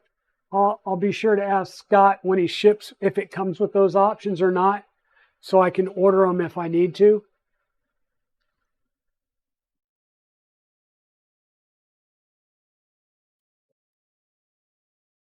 And folks, I'm trying to keep an eye on my watch. Sorry about that, but I am looking because I do have an appointment this afternoon for my internet provider to come back out and check the line because I am starting to see a lot more drop frames. But they've showed up early like the last 3 days. So I'm trying to be cognizant of that.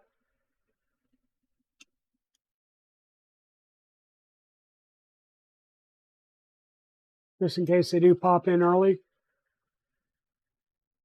But yeah, I just wanted to show you this thing printing. I am going to attempt a Cinderwing Dragon or maybe a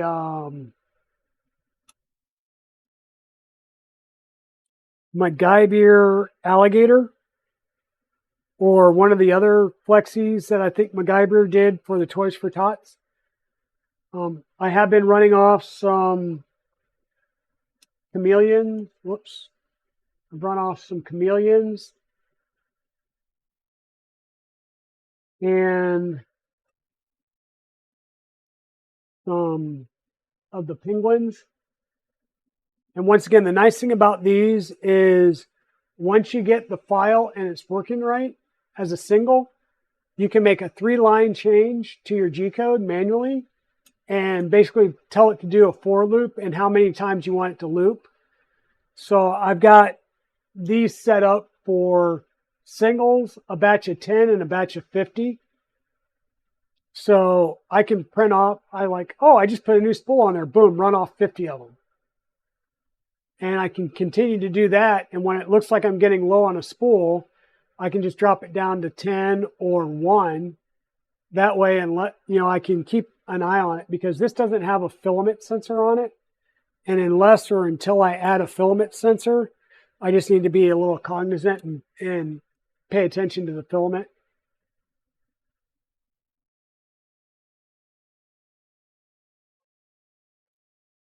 And we have gone ahead and mounted the electronics on den rails underneath. So we will be moving the power supply underneath soon, along with the, properly mounting the Raspberry Pi and stuff. And I'm going to do some electrical work on this, but I'll do that off stream. I'm just going to play with cleaning up the wiring underneath the deck, basically.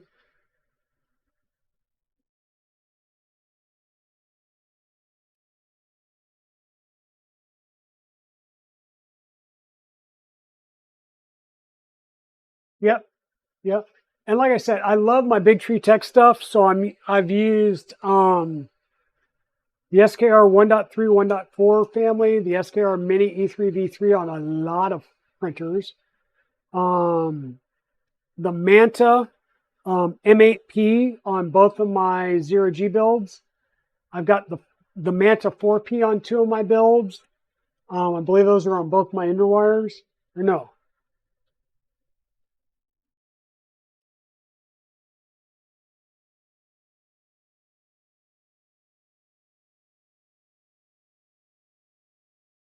And one ender wire is a Manta M4P, and the other one is something else. It might be an actual SKR Mini E3V3. And I'm running Octopus on my Trident and 2.4s. So I love their boards, and I'm probably going to get with them and see if I can't get a couple of their newer products that they're coming out with.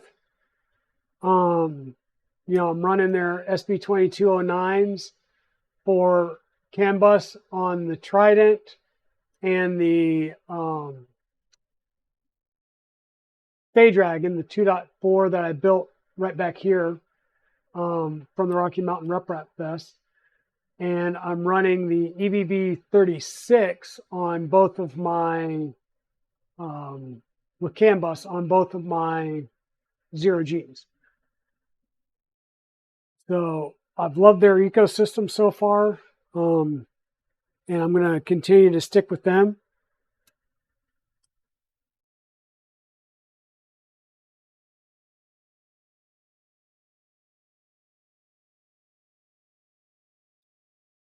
So yeah,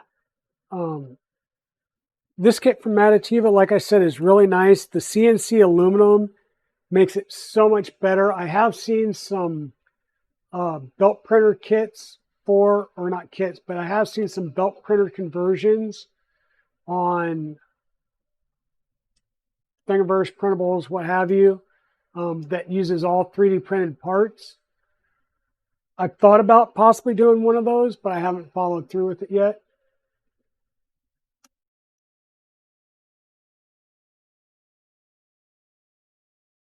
I have not, Timor. If you got a link, please throw it in the chat so I can pull it up and I'll take a look at it. I believe Project Red has been teasing a new printer design that they're working on Twitter. Creality, with Sam Prentice being there, has a couple of printers in the works that they're talking about that he was unable to show or mention. But I know Creality is coming out with a few things. There's a lot of new printers hitting the market. I don't know how much of them are really going to be new and innovative. I like some of the performance and things that I've seen out of the Creality K1, K1 Max, but I'm just not a big fan of the K1, or not the K1, but the Creality Cloud. So if those can be run without being connected to the cloud, then that's great. But I don't know.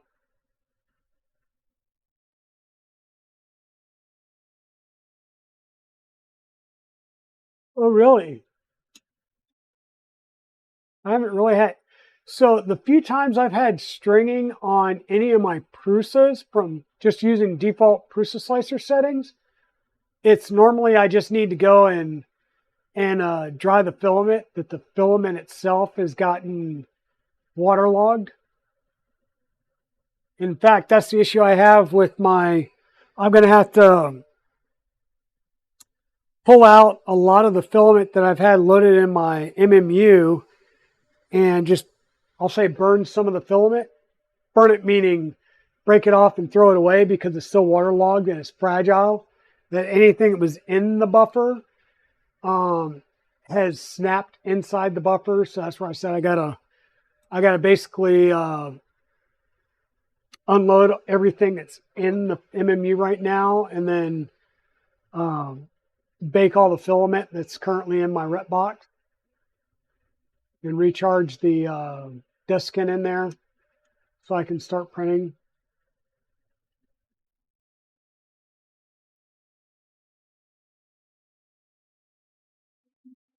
Oh, yeah, and this is printing with no infill as well.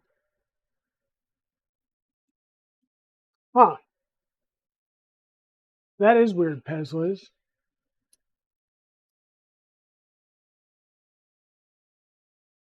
And this is a standard Mark III with a E3D V6 nozzle or hot end. I'm wondering if maybe you have a partial clog in your hot end.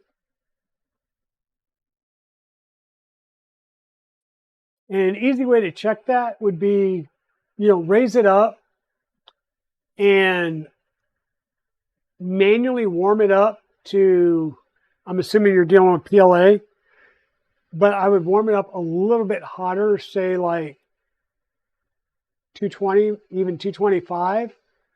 And once it gets up to temp, just start extruding manually. And if it runs straight, then you don't have a clog. But if it starts immediately curling up at any point, it's because you've got a clog and it's impacting the flow. And so then just, try and do a cold pull. Nothing clogged? Okay, well, like I said, you may still have a partial clog. That's why I'm saying raise it up, give yourself some height on the tool head, and then try and just do a manual extrude to see if it curves at all. And you can tell the difference if it's curving because of a part cooling fan or not. But if it curves at all, it could just be a partial clog. And then in that case, take the your acupuncture needle and kind of clean it, see if you can't dislodge it some. But yeah, that's the biggest thing. And that's why I say too, heat it up a little bit more than normal printing temp. Not like, don't take it to like 250 because then you're just going to cook it in the nozzle.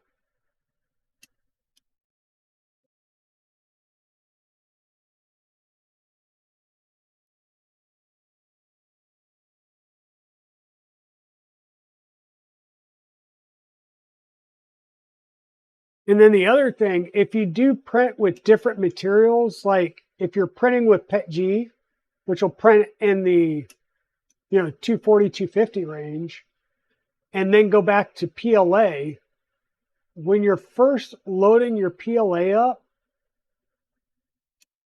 like even if you're doing it on a Prusa, load it as PETG. And the reason I'm saying that is because if you unload PETG and then you load in PLA, well, the PLA is going to go in at like 195, 200. That's not going to be high enough to properly melt PETG. So any PETG that's left in the nozzle or heat break when you do your unload is going to become a blocker for your PLA. That's why whenever you go from a hotter printing temp to a lower printing temp filament, initially load that other filament at that higher temperature. You're not going to cook it and bake it in with just that short amount of time, but run it in, and then on the Prusa, right, I would say load it as PETG, do a couple of extra purges, right? Keep telling it, no, the color's not right, so it does those extra purges. And then if you need to, do an unload and reload as PLA, right? Because that way it'll clear things out. And I say that because I've had issues where I've been printing stuff with like ABS, and then I turn around and switch over to PLA to do something and forget. And I've got ABS, which I'm printing normally at 255, 260, but I'm trying to run PLA through it. So anything that was left in that nozzle or heat break from that higher temp filament becomes an obstruction to a lower temp filament.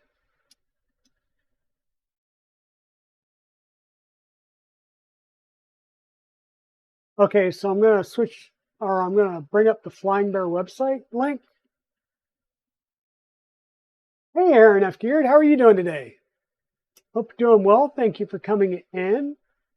Thank you for joining us on this fine Saturday morning. So Timur wanted us to take a look at the Flying Bear Printer Reborn. So this is an enclosed, it looks like an enclosed Core X, is this a Core XY? Let's see.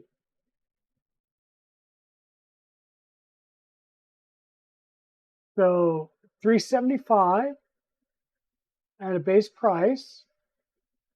Let's see, we've got the Reborn printer. Max print on the hot end is 400C. It's got the TMC 2209, so it supports linear advance, which says Marlin to me. Core XY structure. XYC linear guide rod or rails.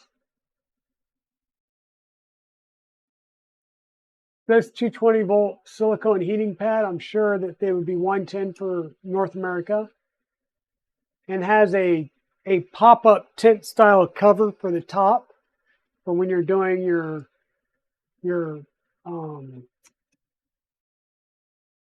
higher temp filaments.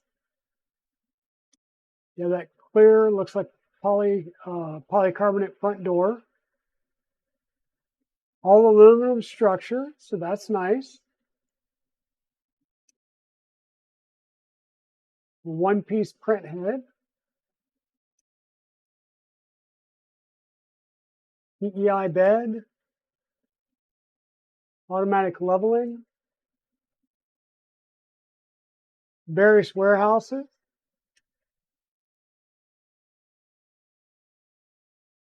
Okay, here's your extruder. It looks like it uses,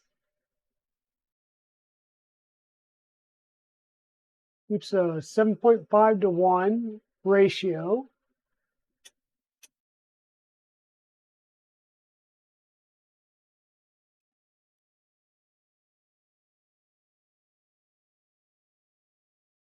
Transparent extruder case, that's nice. Having a transparent cover so you can tell if you're grinding your filament or if you've got TPU and you're starting to, I'll say, curl your filament around your drive gears. And this also looks like it uses similar to the LGX drive gears with the larger drive gears.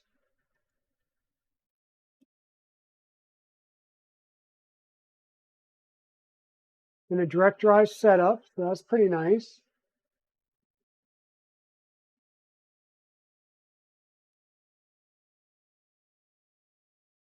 Touchscreen interface.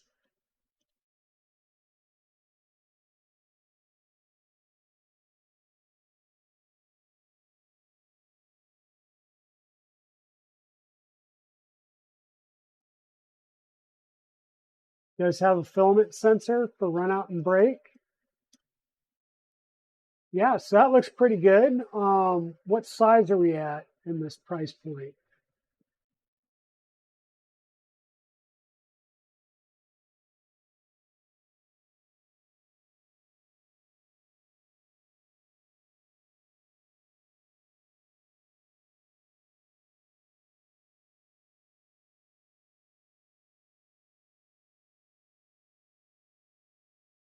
There we go. 325 by 350. So I was going to say ender, but no, the ender's 235 by 235. So 325 by 325 by 350. That's a pretty good bed volume. I mean, that's I'll say a helmet class printer. So you can do helmet size, full size single print helmets on it.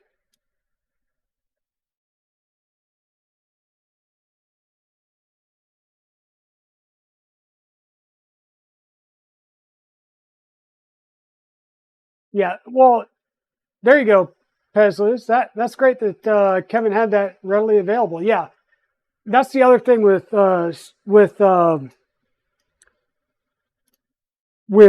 your stringing is Z-hop and retraction. So anytime you do Z-hop, normally you do a retraction at Z-hop, which is what I'm doing right here, and that can lead to stringing if your filament's not tuned right. Which would be your retraction speed and your cooling and stuff. So glad that he was able to help you out real quick with that. On this Flying Bear printer, yeah, that's a good size build volume. Overall printer size is 525 by 558 by 595.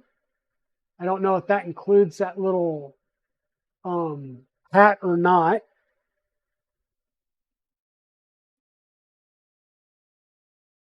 PLA, ABS, TPU, silk, PETG, PA, PC, nylon. So it can do your higher temp things because you have the little hat.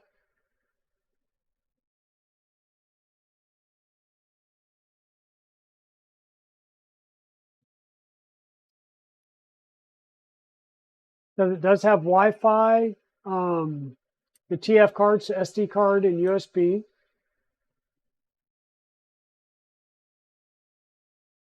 They're using Cura, which you can use whatever slicer you want. They're just going to come with a Cura profile, probably a reskin version of Cura.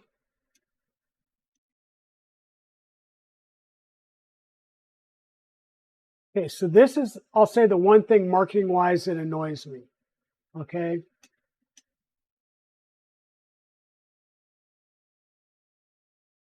I thought I saw one of the pictures that said it was 400C, but maybe not. So the thing that would annoy me is giving two different temps. Like I've seen it where they say, oh, 400C. And then you see somewhere else where it says 300C or 350C for the hot end. So just be careful and watch out for that. And when you see where there's that mix match, start looking for reviews and see what it's true. And call manufacturers out when they do that, because a lot of times it's marketing hype, or it's marketing not actually being on the same page as the developers, and there may have been a change to a hot end. So, but I think it's incumbent on us to call those out, not necessarily to call the vendor out per se, but to get clarification so people know what it is that they're buying and getting.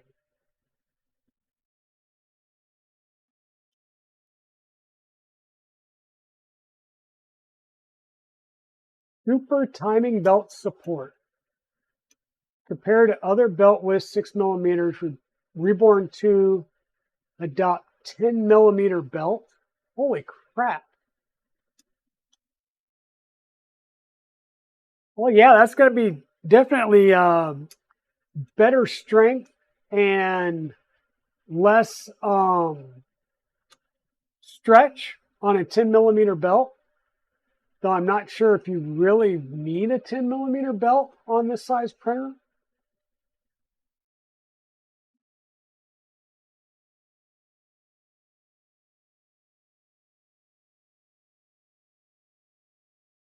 And this looks like dual 4010 blowers coming down on each side.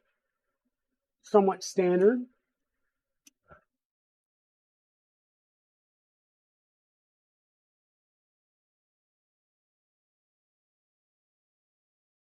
I'm not sure about the patented nut design. To me, that looks like a standard.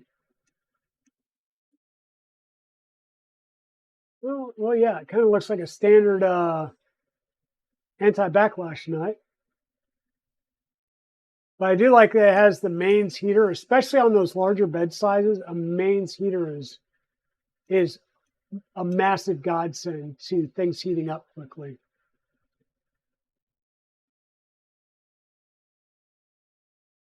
Yeah, that doesn't look bad for the price, or for the size and everything. It doesn't look bad. It's using Cura, which means you can do just about anything you want. I haven't seen what the control board is on it. Looks like it's a pre-built top end, pre-built bottom end, and basically you're building your Z.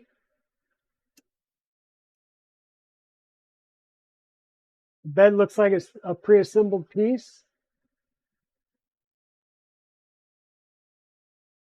That'll be nice. That looks like the tool head has a breakout board that comes around to what looks like a D-sub connector. So single connector.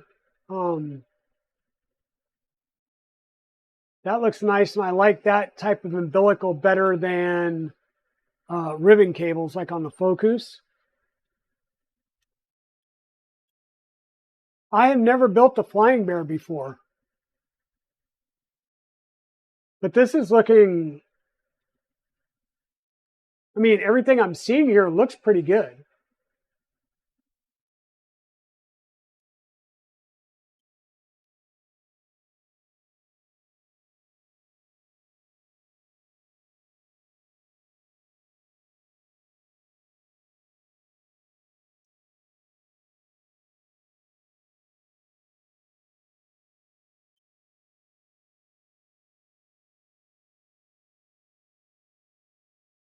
Yeah, I think it was the Ghost 5 that I've seen or heard something about. I haven't heard, to me, Flying Bear is relatively new, though I am starting to hear more about them. And I think it was the Ghost 5 was the one that I was hearing about recently. So, yeah, this is definitely, sorry, I'm desk scrolling here. Definitely something that I might want to check out. Yeah, your appliance type printer would be like a K1 or the Bamboo Labs, which is really just pull out, a couple minor shipping things to undo, and you're ready to go. Right? The Tradoon, the what sounds like the Flying Bear, you still have major sub-assemblies. There's still going to be some assembly required, but yeah, that's not bad. So it looks like just the Reborn is $375. You can add, I believe that's an additional or a spare print head, and it's currently $419. Or you can add the print head and an extra PEI sheet, and that's at $390. Or I'm sorry, that's not a print head, that's automatic bed leveling part and the PEI, and it still gets you at under $400. So that's not bad.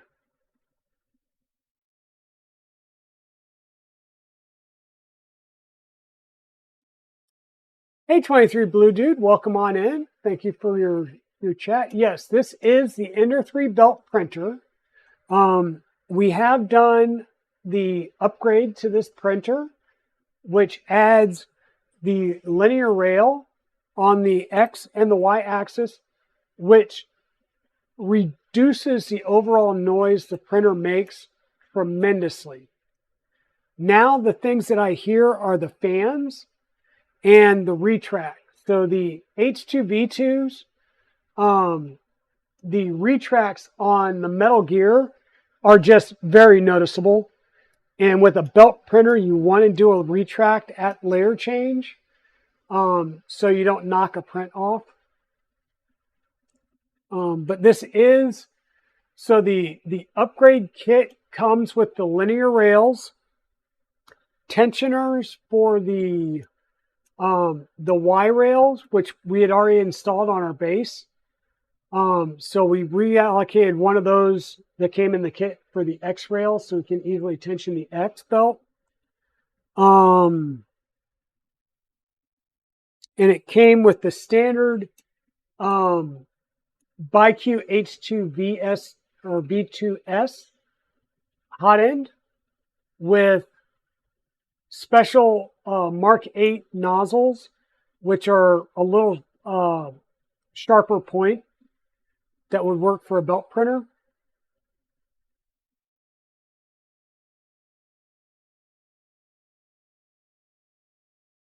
Yeah, it's a little more quiet once you put it on rails. Same thing with my Prusa's. So I used to get a ton of bed rattle on my Prusa's with the linear rods. I switched all three of my Prusa Mark IIIs over to linear rails for the bed, and it was instantly quieter. Instantly quieter. I don't have that problem with my Mark IV yet, so I'm not too worried about it. But yeah, linear rails over the rods and the bearings just seem to be a lot quieter. And linear rails over V wheels, for whatever reason, seems a lot quieter as well. I don't know why. But yeah, we're working. I've got a lot of buy-in to the Revo ecosystem. And at Rocky Mountain Rep Rap Festival, Georgia with E3D gave me a set of belt printer nozzles when I was talking to her about having the baby belt printer, and had recently picked up a Revo CR. So I was going to put a Revo CR on one of my baby belts and run the belt printer nozzles once they came out. And so she gave me some belt printer nozzles to try out. I never did get it on my baby belt because I rebuilt it with the latest version. And right about the time I got that built, he dropped the even later version, which is, I think, the version 11. And now he's working on a pro version with linear rails. And that's Rob Mink on the baby belt. So I still haven't followed through on the baby belt, but I have on the Ender 3 belt. Yes, there is a video series of the build, as well as I believe it was last Thursday that we did the upgrade stream on this.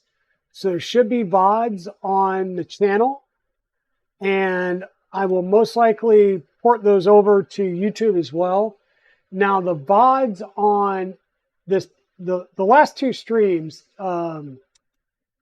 last week Saturday and Thursday, because I didn't stream on Tuesday night, it did get broken up into multiple stream sessions because I've been dealing with some ISP issues with my internet.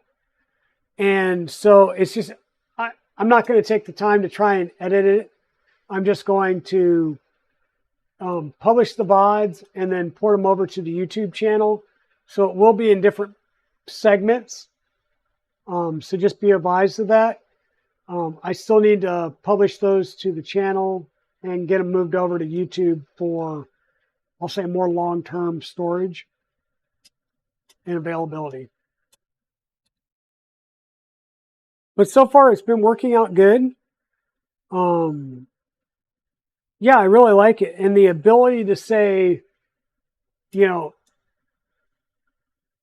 do a single print of a file and validate that it prints well, and then do a 3-line code change, direct modification in the G code, and with the same small file size, I can then say, basically loop this 10 times or 50 times or 200 times.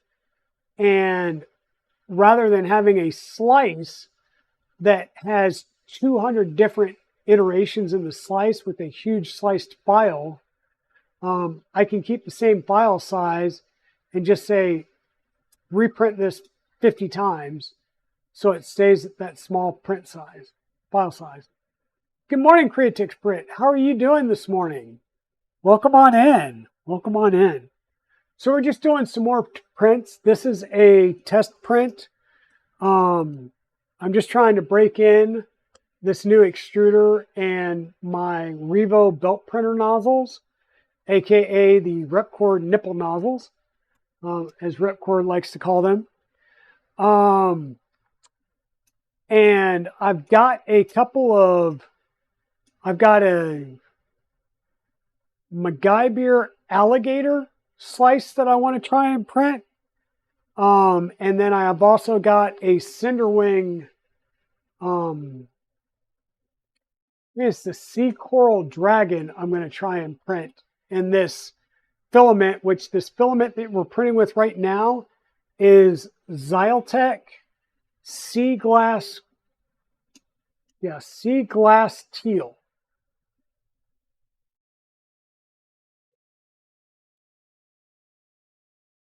But I've been trying to use all of my open spools to do all my Toys for Tots prints and use up some of my spools.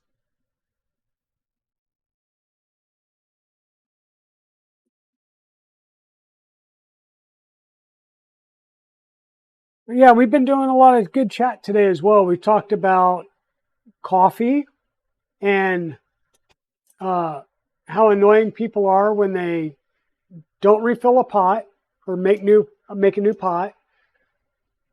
How annoying they can be when they stand in front of the coffee pot and carry on a conversation and block access to the coffee pot. That gets you in trouble. We talked about clogged nozzles and various print issues while we've just been 3D printing here.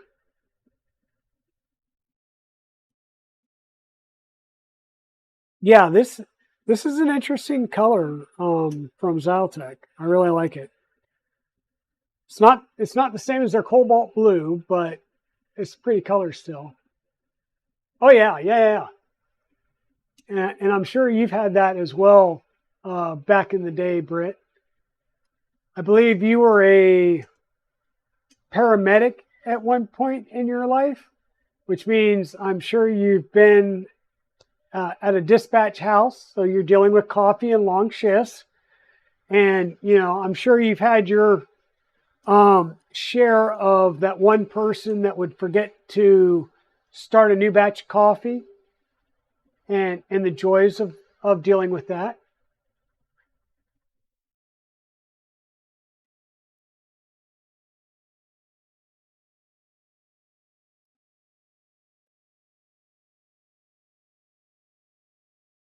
Yes, so the models are available 23 Medic, or I'm sorry, 23 Blue Dude. IC3D. Yeah, forget to start a batch, or you're just too lazy. Yeah. IC3D. In fact, let me grab their link.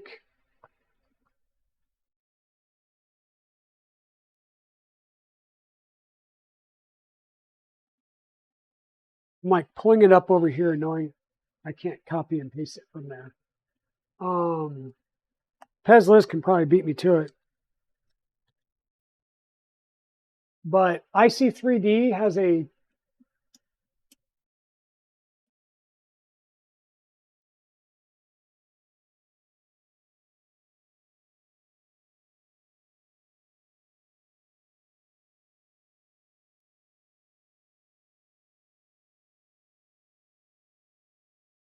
there we go. Oh, there you go. Yeah. They run Toys for Tots every year. Normally about MERP, they start kicking it off, the Midwest Rip Rap Fest in June. But the last 2 years, they've just been really behind on getting everything set up because there's a lot that goes into setting this up and running this. I'm not sure if they're still taking people, but I don't think anybody's going to turn down toys at any, that get shipped in. Thanks, Pez, by the way. But definitely go out to IC3D, their site here, and get plugged in. Even if you don't do it this year, get plugged in and be on their mailing list so you can become an elf for next year. It's a great thing. It's a great way of, giving back to the community. I've done it a couple of years now. And there's, Charity Makers Twitch stream is, I'll say it's kind of analogous to Makerspace. Makerspace, right?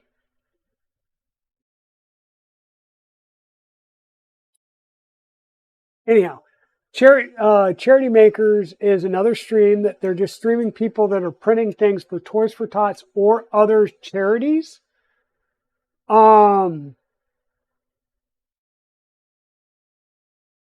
Yes. So next year, I believe it was Fixin' Dude was able to get his stuff.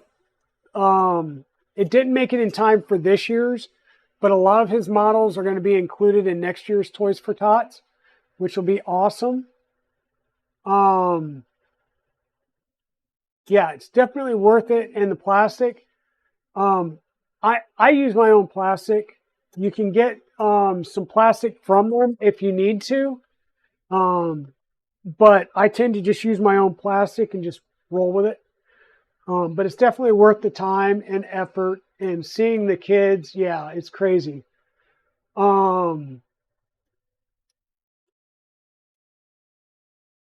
For this season. Okay, that'll be nice, Pez Liz. But yeah, there's various other groups out there that do things, and Charity Makers stream stuff, and that's run by Astro Printer, otherwise known as Liam. And Liam has been going nonstop since last year, printing Toys for Tots on at least one of his bamboos constantly. and I believe he's using his Bamboos, but he just posted that I think he just put like another 3 or 5 kilogram spool on and just started running. Yeah, Astro printer. And he's been going year round doing prints for Toys for Tots. So he should have a ton.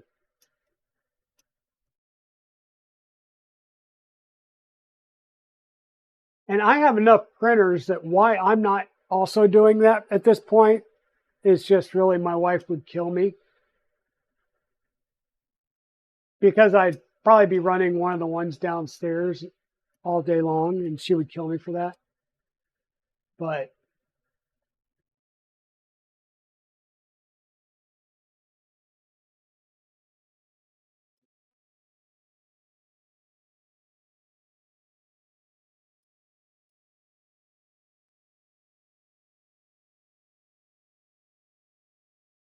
yeah, the Bamboo's been a game changer.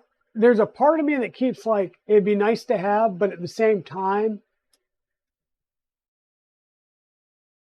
if I actually get off my butt and start selling prints, then it would make more sense for me. But since I'm really not selling prints, I'm printing stuff for myself at this point.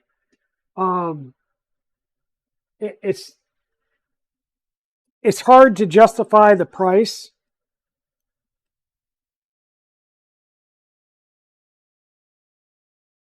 You know, even a P1S, like if I did a P1S with an AMS unit and was just running all Toys for Tots, that would work because you don't need an enclosed printer for PLA and PETG and stuff, right?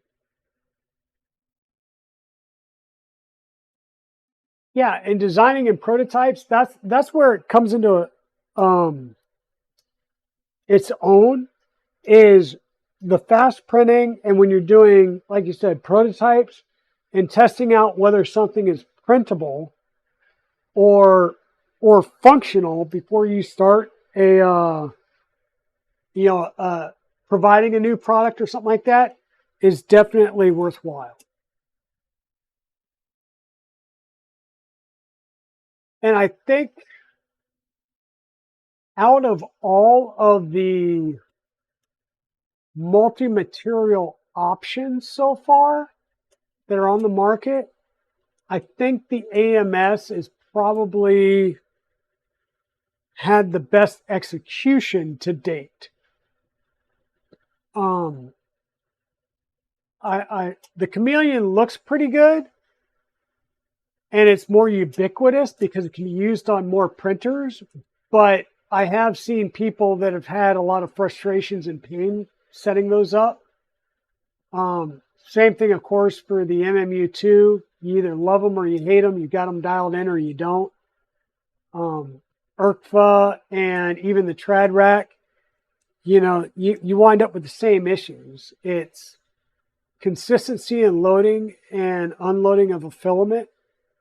And it comes down to different filaments will do different tips. And with different tips, you have different loading issues with like an MMU or an ERCFA or a Trad Rack. And the Bamboo gets around that by just cutting the tip off as it does its changes. And you wind up wasting less plastic and having less load and unload issues by doing that. And I think that's a good idea. And the Chameleon actually started doing that same thing. There's an update to the Chameleon that allows you to add an automatic filament cutter. So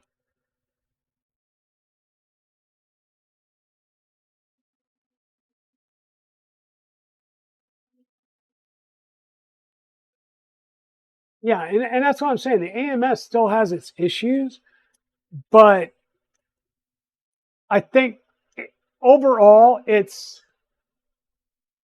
has had the better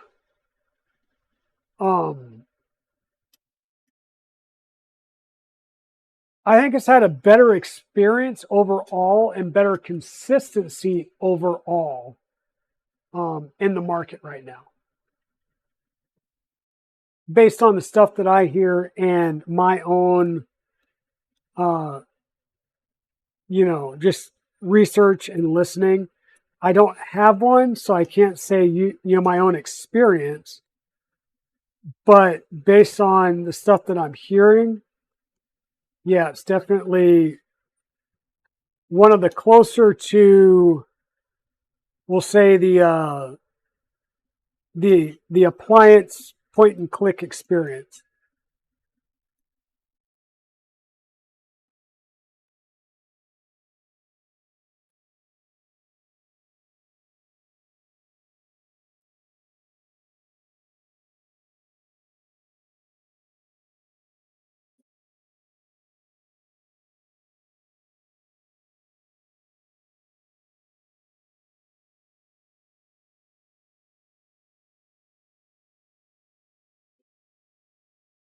Wester still hanging out. Creatix Brit. So Creatix Brit, I'm going to ask, what are you doing today?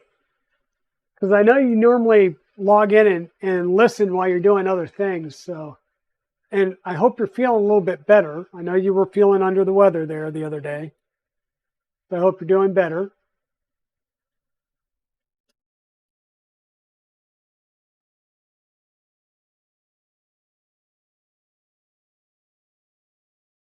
Yeah, that works well. Looks like we're coming up on another ad break here in about a minute and a half, or a little less than about a minute. Let's say that.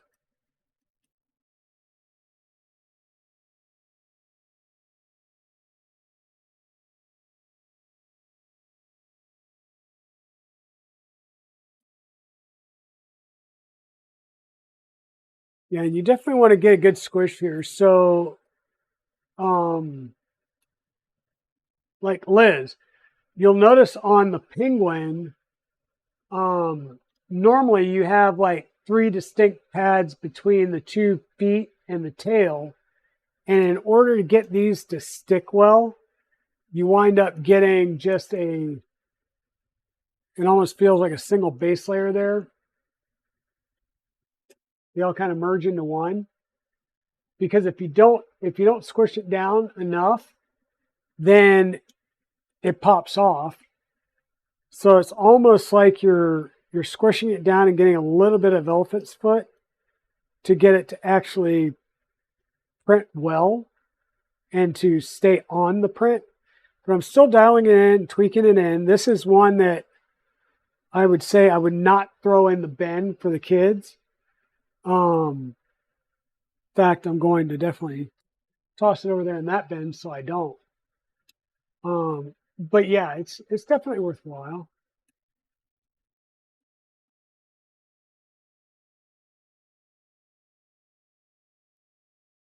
So the other night, Creatix Brit was working on one of, I almost said Chaos Cortex, but it's Chelsea Creates Things. So Chelsea's dragons, and I have no idea what the actual name of that dragon is, but I'm going to just call it the cake dragon because it's like holding a piece of cake and it has like icing with sprinkles on its wings. And it was just so incredibly cute. You're going back to penguins? Yeah, I've been running the penguins off in mass on my Prusa Mini because I had them all sliced from last year. And like I said, I'm grabbing my spools that are already open and just trying to just clear out spools that I had previously opened. And then I'm going, ooh, I've got some Yusu dual silk here. Let me run those, So I've been doing the chameleons and the penguins and dolphins primarily. I haven't done anything else this year yet. You don't know the name either. Yeah, but it's Chelsea Creates Things. Go out and check her out on thangs.com. I believe that's where she's got all of her subscription stuff set up, and you should have some of her free stuff there as well. think she has some stuff over on printables as well, but I'm not sure if she's running like the subscription or groups on both or just the one platform now.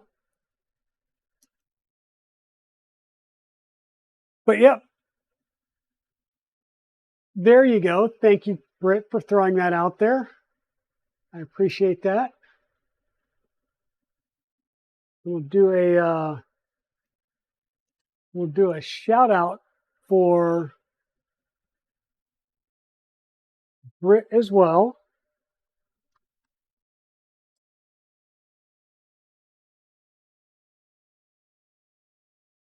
So Creatix Britt is a phenomenal artist, painter, cosplayer, and I'm learning so much from watching her stream, and just primarily about, I'll say, the art aspect of the cosplay, because I'm trying to get into, I've done helmets, but I'm doing helmets in like multicolor prints here, right? So this is multiple prints with the different accessories just being printed in different colors, but the main bulk helmet in a single color, right?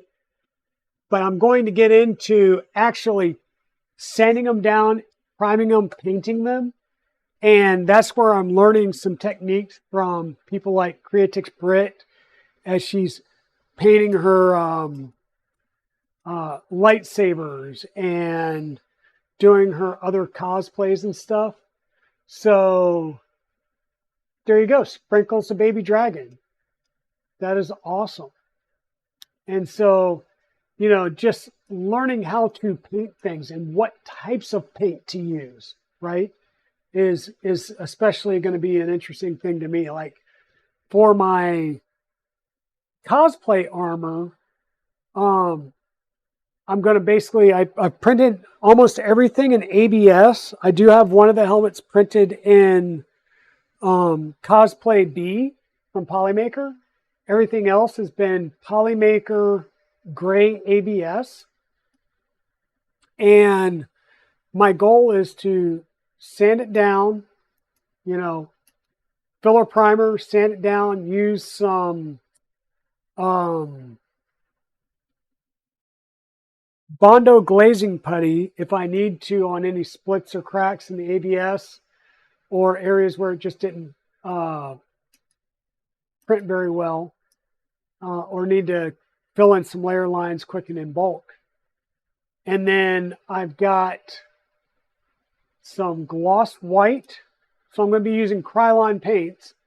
And I've followed some other suggestions, but I'm going to use some Krylon spray filler primer, some gloss white, and clear coat.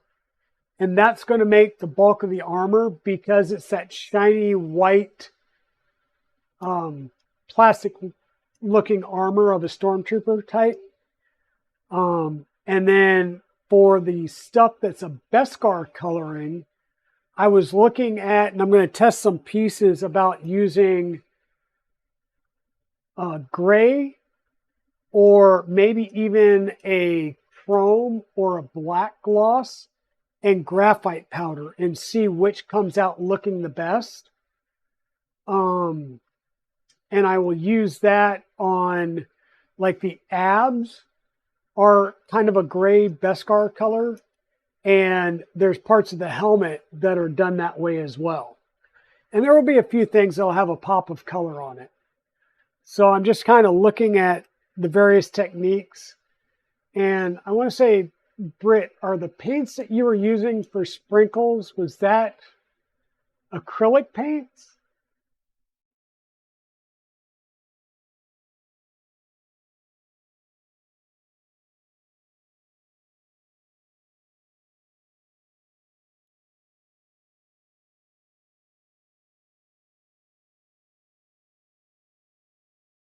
Okay, yeah, acrylics. Okay, great.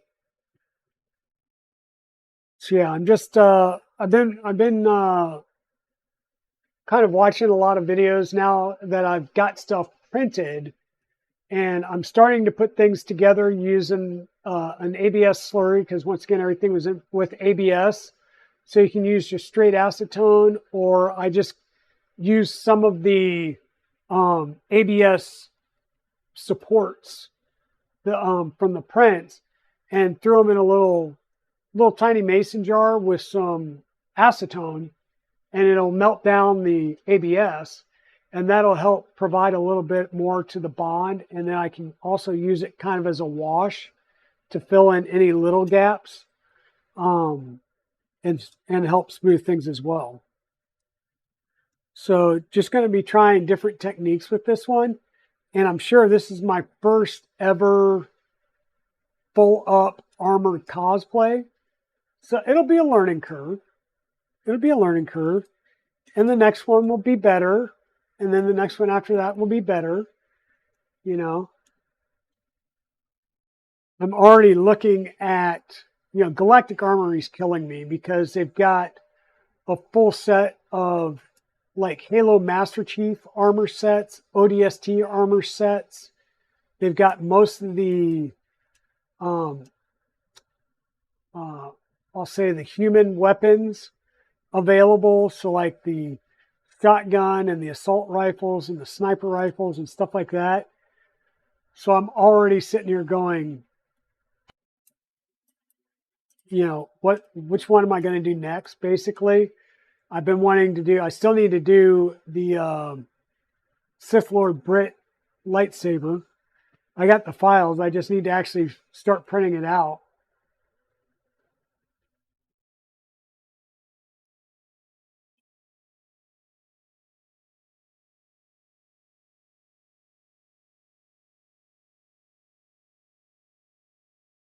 Excuse me. So yeah, this isn't a, the belt printers are not going to be your speediest printers. This part would probably be already done if I threw it on the Prusa Mark IV or anything else that's running Input Shaper. But it's the simple fact that it's printing at an angle, and it's just going to print slower, right? We're printing at like 30, 45 millimeters a second here. You're not going to really be able to input shape this because of the kinematics on it, right? I don't think it's going to, it'd be interesting to try and set up the input shaper for this.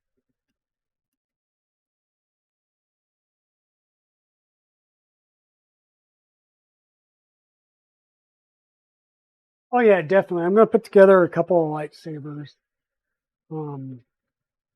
Hey, John Strand, good afternoon. Good afternoon. We are still at it. We've been doing some test prints. So we had the black one here. This is a test print, and it prints in this orientation so that it shows that you can do a long unsupported overhang with a belt printer. And you can kind of see the layer lines there. We were doing it again in the seafoam green, and we did have it dislodged from the belt. But putting these side by side, you can see that it had already started to close off the end there. So we were getting real close to the print when it did it. And this is printing hollow. Same thing with this print right now. It is printing hollow as well. And it is printing, a pretty big overhang. The cooling on this, I would say, could probably be a little bit better, but you got to be careful at trying to come in with ducts on this, because of, it's basically getting down and that nozzle is dragging right across the bed for anything that's touching the bed. So you got to be careful with your cooling strategy for this setup.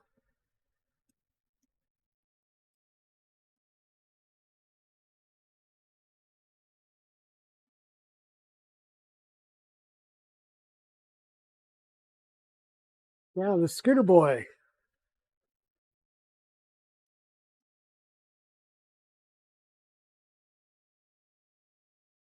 But yeah, I'm trying out the the Cosplay B for a helmet. I've got all of my Mandalorian armor so far has been done in ABS. The helmet I originally did in the Cosplay B, but I've also printed 2 of the major parts in ABS, and I just know I don't have enough on the roll to do the dome portion, so I'm going to need to order another roll of Polymaker Gray ABS, or just print it in some other color. But I think, I don't know, the gray ABS I think would be a good base, even though I'm going to paint it.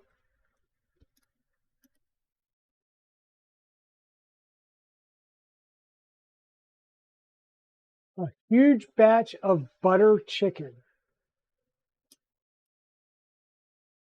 Okay, I don't know what you mean by butter chicken. I've never heard of butter chicken before.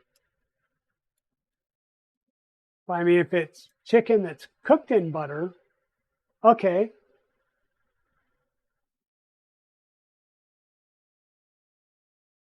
You got McBreakfast? There you go.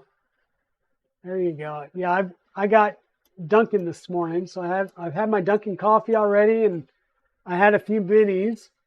I'll finish the rest of them off today. I can't eat them all in one shot. Too much sugar in the system at that point, but um,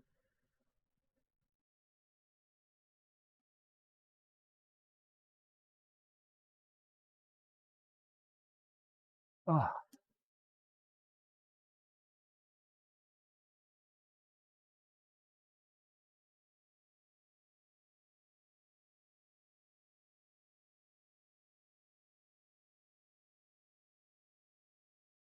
yeah. So for those of you that just came in, a couple of things that we were also talking about today and was outlined in the chat was the future project list and what we have on the docket for future projects. I believe Tuesday, my goal, yeah, so Tuesday, my goal is I got in some parts from KB3D. These are panels specifically for the ender wire, right? So these are panels specifically for the ender wire to enclose the ender wire. So I'm going to do some panel work on Tuesday, and we're going to put panels on and enclose one of my ender wires, and it's going to be, either Red Dragon or Blue Dragon. We may bring Blue Dragon out of the closet and put panels on Blue Dragon. And then Thursday, we're going to start the Rook 2020 build, and that'll go for a couple of streams. I believe I have everything on hand to do that build right now. So we'll get that started. I'm printing the parts for that build right now. And then hopefully shortly after that, Scott with Edge of 3D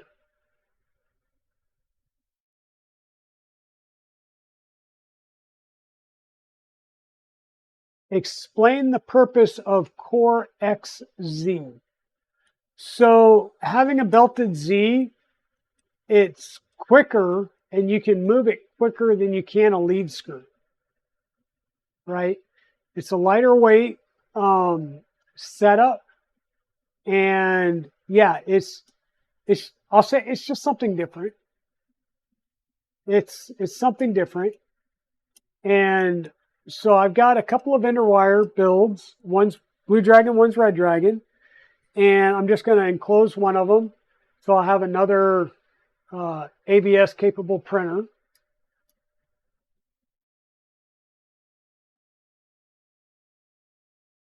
Oh, okay.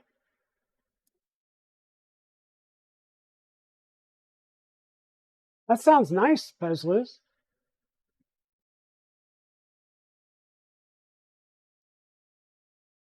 It depends. It depends on the print and stuff like that. So really, yes and no. Like I said, it's just an alternative movement system. You know, that's what it comes down to. There's just a little bit of uniqueness to it. So, yeah, let me jump back over here to the web browser. So the plan is it's the Rook 2020. For the most part, I think I'm going to print everything the way it comes. So the same motors, the same idler or feet, the motor brackets, the front idlers, the feet, the SKR mini mount in the back right hand corner down there that you see. So the mount back here, the bed is a 3-part bed, and I know that there is a single piece bed that you can do as well. But I'm going to try and follow this setup with the primary difference being in the XY gantry. So this has an X and a Y joint with a unsupported rail in between them. I'm going to print the Gulfspur Speed Mod version, which does have a printed piece that goes all the way around or across the back of the X-axis, because I like that. And rather than running a Rookery, I'm going to run a Dragon Burner. And Gulfspur has a mod to run a Dragon Burner toolhead on it. So those are 2 things I'm going to deviate on that build. Then afterwards, Scott with Edge of 3D is going to ship me a Ender Core XY kit from Additiva 3D. So we will be printing this we will be building this bad boy as well once it gets in. I don't know if the kit that he is sending me has the SKR Mini E3 V3 board and the BIQ H2 V2S extruder hot end system. I will find out when he gets back from China. And if so, great. If not, I will order those 2 things so that they are here when the kit arrives from Scott. And we will do that full build. Okay. I've already got the Ender 3 donor for it, so we'll build this. Now they are working on an update to this that they have announced on their Facebook group. Currently, this turns it into a dual Z lead screw with linear rails. They are working for a triple lead screw rail kinematic bed setup. So that is something that's in the works, that is coming down the pipe. It's just not ready for prime time yet. So if I can get in on that early, I will. If not, I will get that, and we'll do that conversion when it comes out.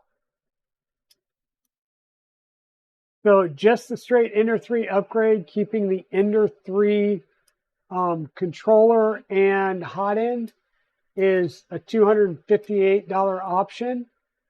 It looks like it's about a $30 off sale right now.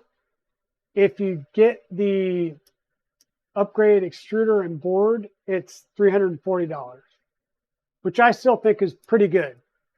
You know, especially if you have an Ender 3 and you're ready to do an upgrade or some other option to it.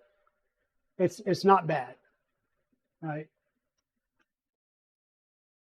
And most of the parts here that you see are all anodized aluminum parts.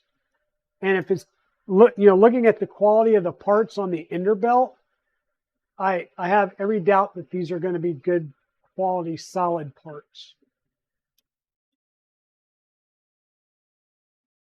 And they do provide new motors for the XY for the core axis that have more torque on them.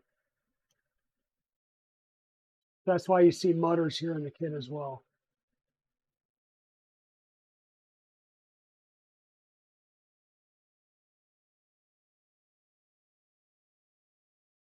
But you can see down here as well with the linear rails and the carriages that both X, Y, so X, Y, and Z will be on linear rails on this kit. So Rook 2020, then the Ender XY conversion, and somewhere in that process, I will be doing some streams where we'll be putting together the armor and maybe doing some painting or prep work and stuff like that for the armor, and trying to figure out, you know, how to attach the pieces to whatever I'm going to use as an under garment for the armor set.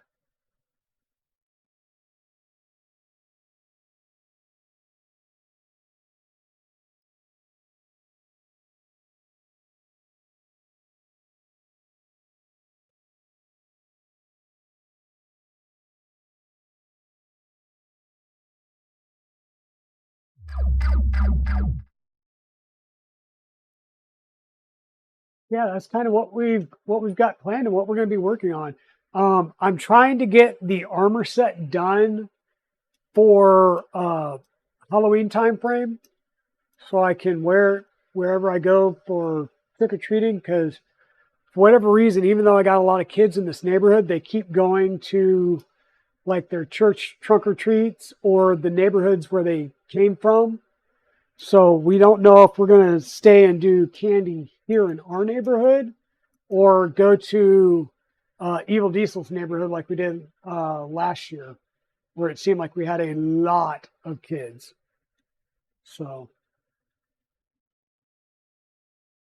but either way, the plan will be to be wearing my Mandalorian,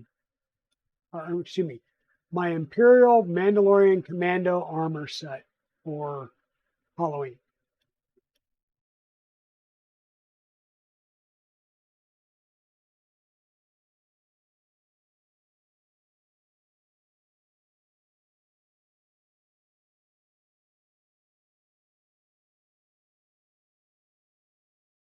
Hey, Shenanigans, how are you doing? Welcome on in. Welcome on in. So, and I hate to do it, folks, but it is almost 1:30. Yes, it is alive. So we did have it moving and printing on Thursday night. I was still fighting with first layer bed adhesion on Thursday night. I did get it figured out, obviously, and we did get some good prints off on it Friday. So we have run some of our chameleons. We have run a couple of our test prints. So this is an overhang test that prints in this orientation that ran overnight. And then I was printing another one this morning, and this one did peel up off the bed finally, but you can see it was pretty close to being done when it did peel up. And it was because we were getting a little bit of blobbing right here at the end. We did get a little bit of a blob. But yeah, we're printing this piece right here, which is like an XYZ test cube. And once we're done with this, I will start to try and print something long and flexy. And if I can get that going good, then I will definitely post that on Twitter and Discord. Yeah, the amount of overhang is crazy. And not only that, this piece right now and this piece, that's hollow. I'm doing 4 walls, but this entire piece is hollow. The base and the overhang are hollow. This entire piece that's printing right now is hollow with just 4 walls. So that's the nice thing with the way these printers print, because they're printing on that angle. Unless you need the infill for a structural part or rigid part, you can print hollow. So there's no need when printing, say I wanted to print a sword or a blaster, right? If I had a full blaster file, I could take and cut it right down the center, vertically, and lay the two flats down, probably print them end to end, print them off, and then just take them and glue them together, and the rest of it's hollow, and that reduces the weight. So I could do this big, long chain sword or big, long, like Halo style rifle, and it's going to be light because it's not full of infill. So unless I would need the infill to like mount other parts to it, like you've seen some people do Nerf blasters, yeah, you're going to need infill on those so that you can do bolts, bolt through items and stuff like that.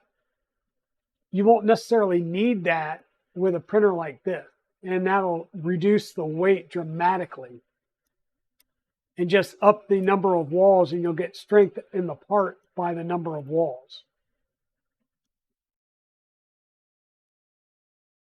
And I've done, this is a 0.4 nozzle, and I've done a rudimentary test with the 0.8 nozzle, and I don't have my flow rates right, so I've got to figure out flow rates on that 0.8 nozzle first, and then I'll be able to, the flow rate and extrusion multipliers and stuff, and then I'll be able to switch over to a 0.8 nozzle on this, which should help me to print things faster,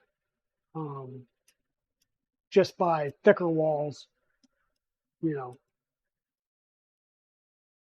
We're getting ready to do an ad break, and when we come back from ad break, I want to figure out where we're going to raid into today.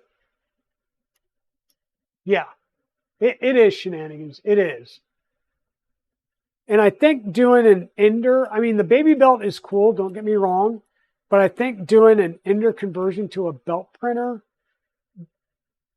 gives you better options because it's a bigger printer. Now, you may want to do a baby belt just to get used to the process and then do one of these, but it all depends. But yeah, we've got an ad break coming up, and we're going to have to try and figure out where we want to raid out to today.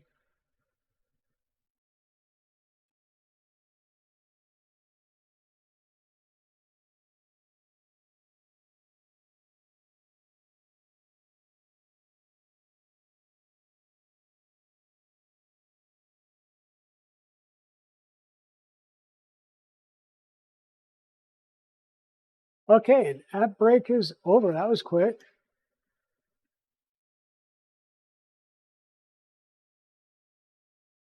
Okay, John Strand. Now, when you say work on a hot end, is that fixing a clog or an issue with the hot end, or is that, building a new hot end for it? Exactly, shenanigans. If you got a spare ender, that's exactly how this happened. Is I had a spare ender sitting around. Yeah, really. Not really, but yeah, really. You have a spare ender, $300, you've got the belt kit. And for the most part, it just, the first set gets you all the CNC brackets. You will get the tensioners up here on the Y-axis and the upgraded pieces here. And you'd still be belts and the Creality hot end or whatever Creality replacement hot end. Like I was seriously thinking about putting a Revo CR on it and just using that. And the belt nozzles on a Revo CR. Boom, done. Right? And then you can, for a little bit extra, you do the kit and you get the spacers and the belt plates. And now you've got linear rails, and you would get the H2V2S extruder. I've added the Revo one instead, but there's nothing wrong with the H2V2S, period. You know, you just don't have the easy replacement nozzles.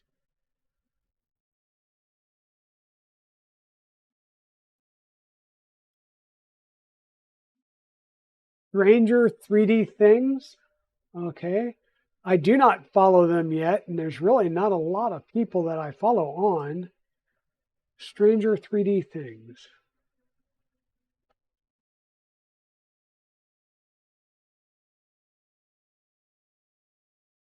Let me see real fast what they're working on. Okay, they've got some prints going in the background.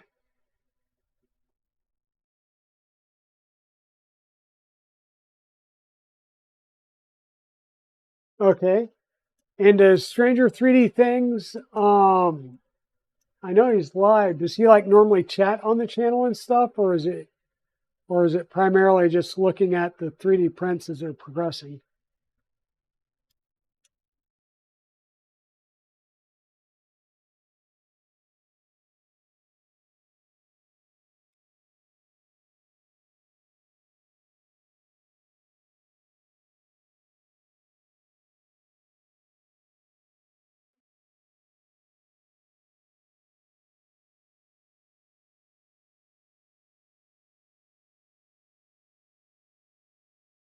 Okay, so he does some text to chat stuff. Okay.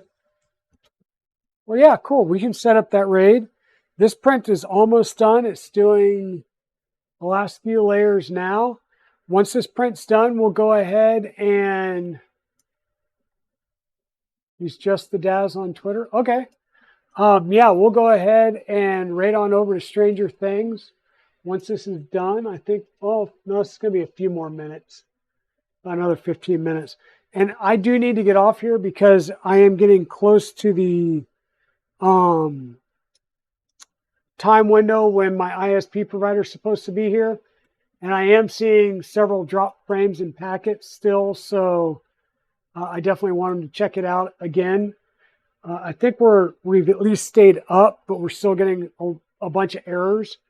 So we're still working through the troubleshooting process there. So yeah, thank you everybody for being here. I am going to go ahead and get this raid started over to Stranger 3D Things. Come back here and get it started from here.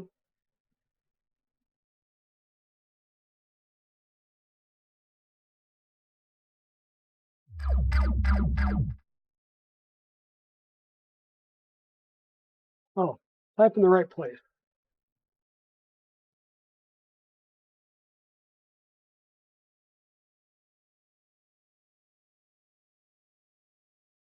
And we'll go ahead and raid in over to Stranger.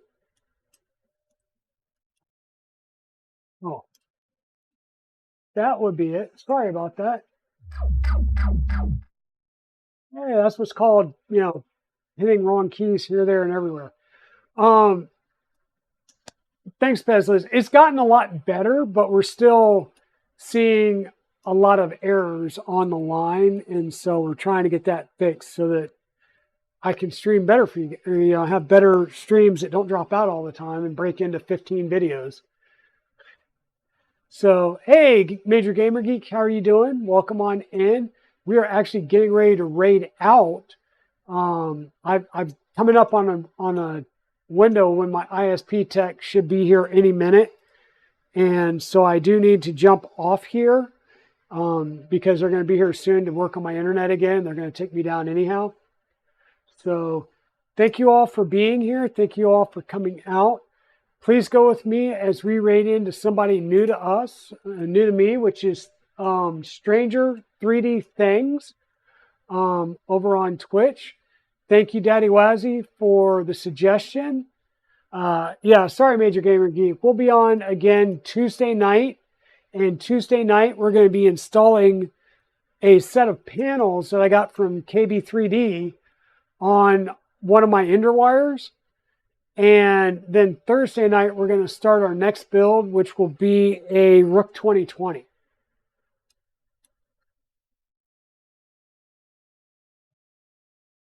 Goodness. All right. thanks a lot, everybody. Thanks for being out here. I'm going to go ahead and get the raid started. Sorry about that. I know that was pretty loud. But we've got the raid getting ready to go through here. Please go on with me as we raid on over. Check out everything that Stranger 3D Things has to offer. And we will see you again on Tuesday. Have a great one, everybody.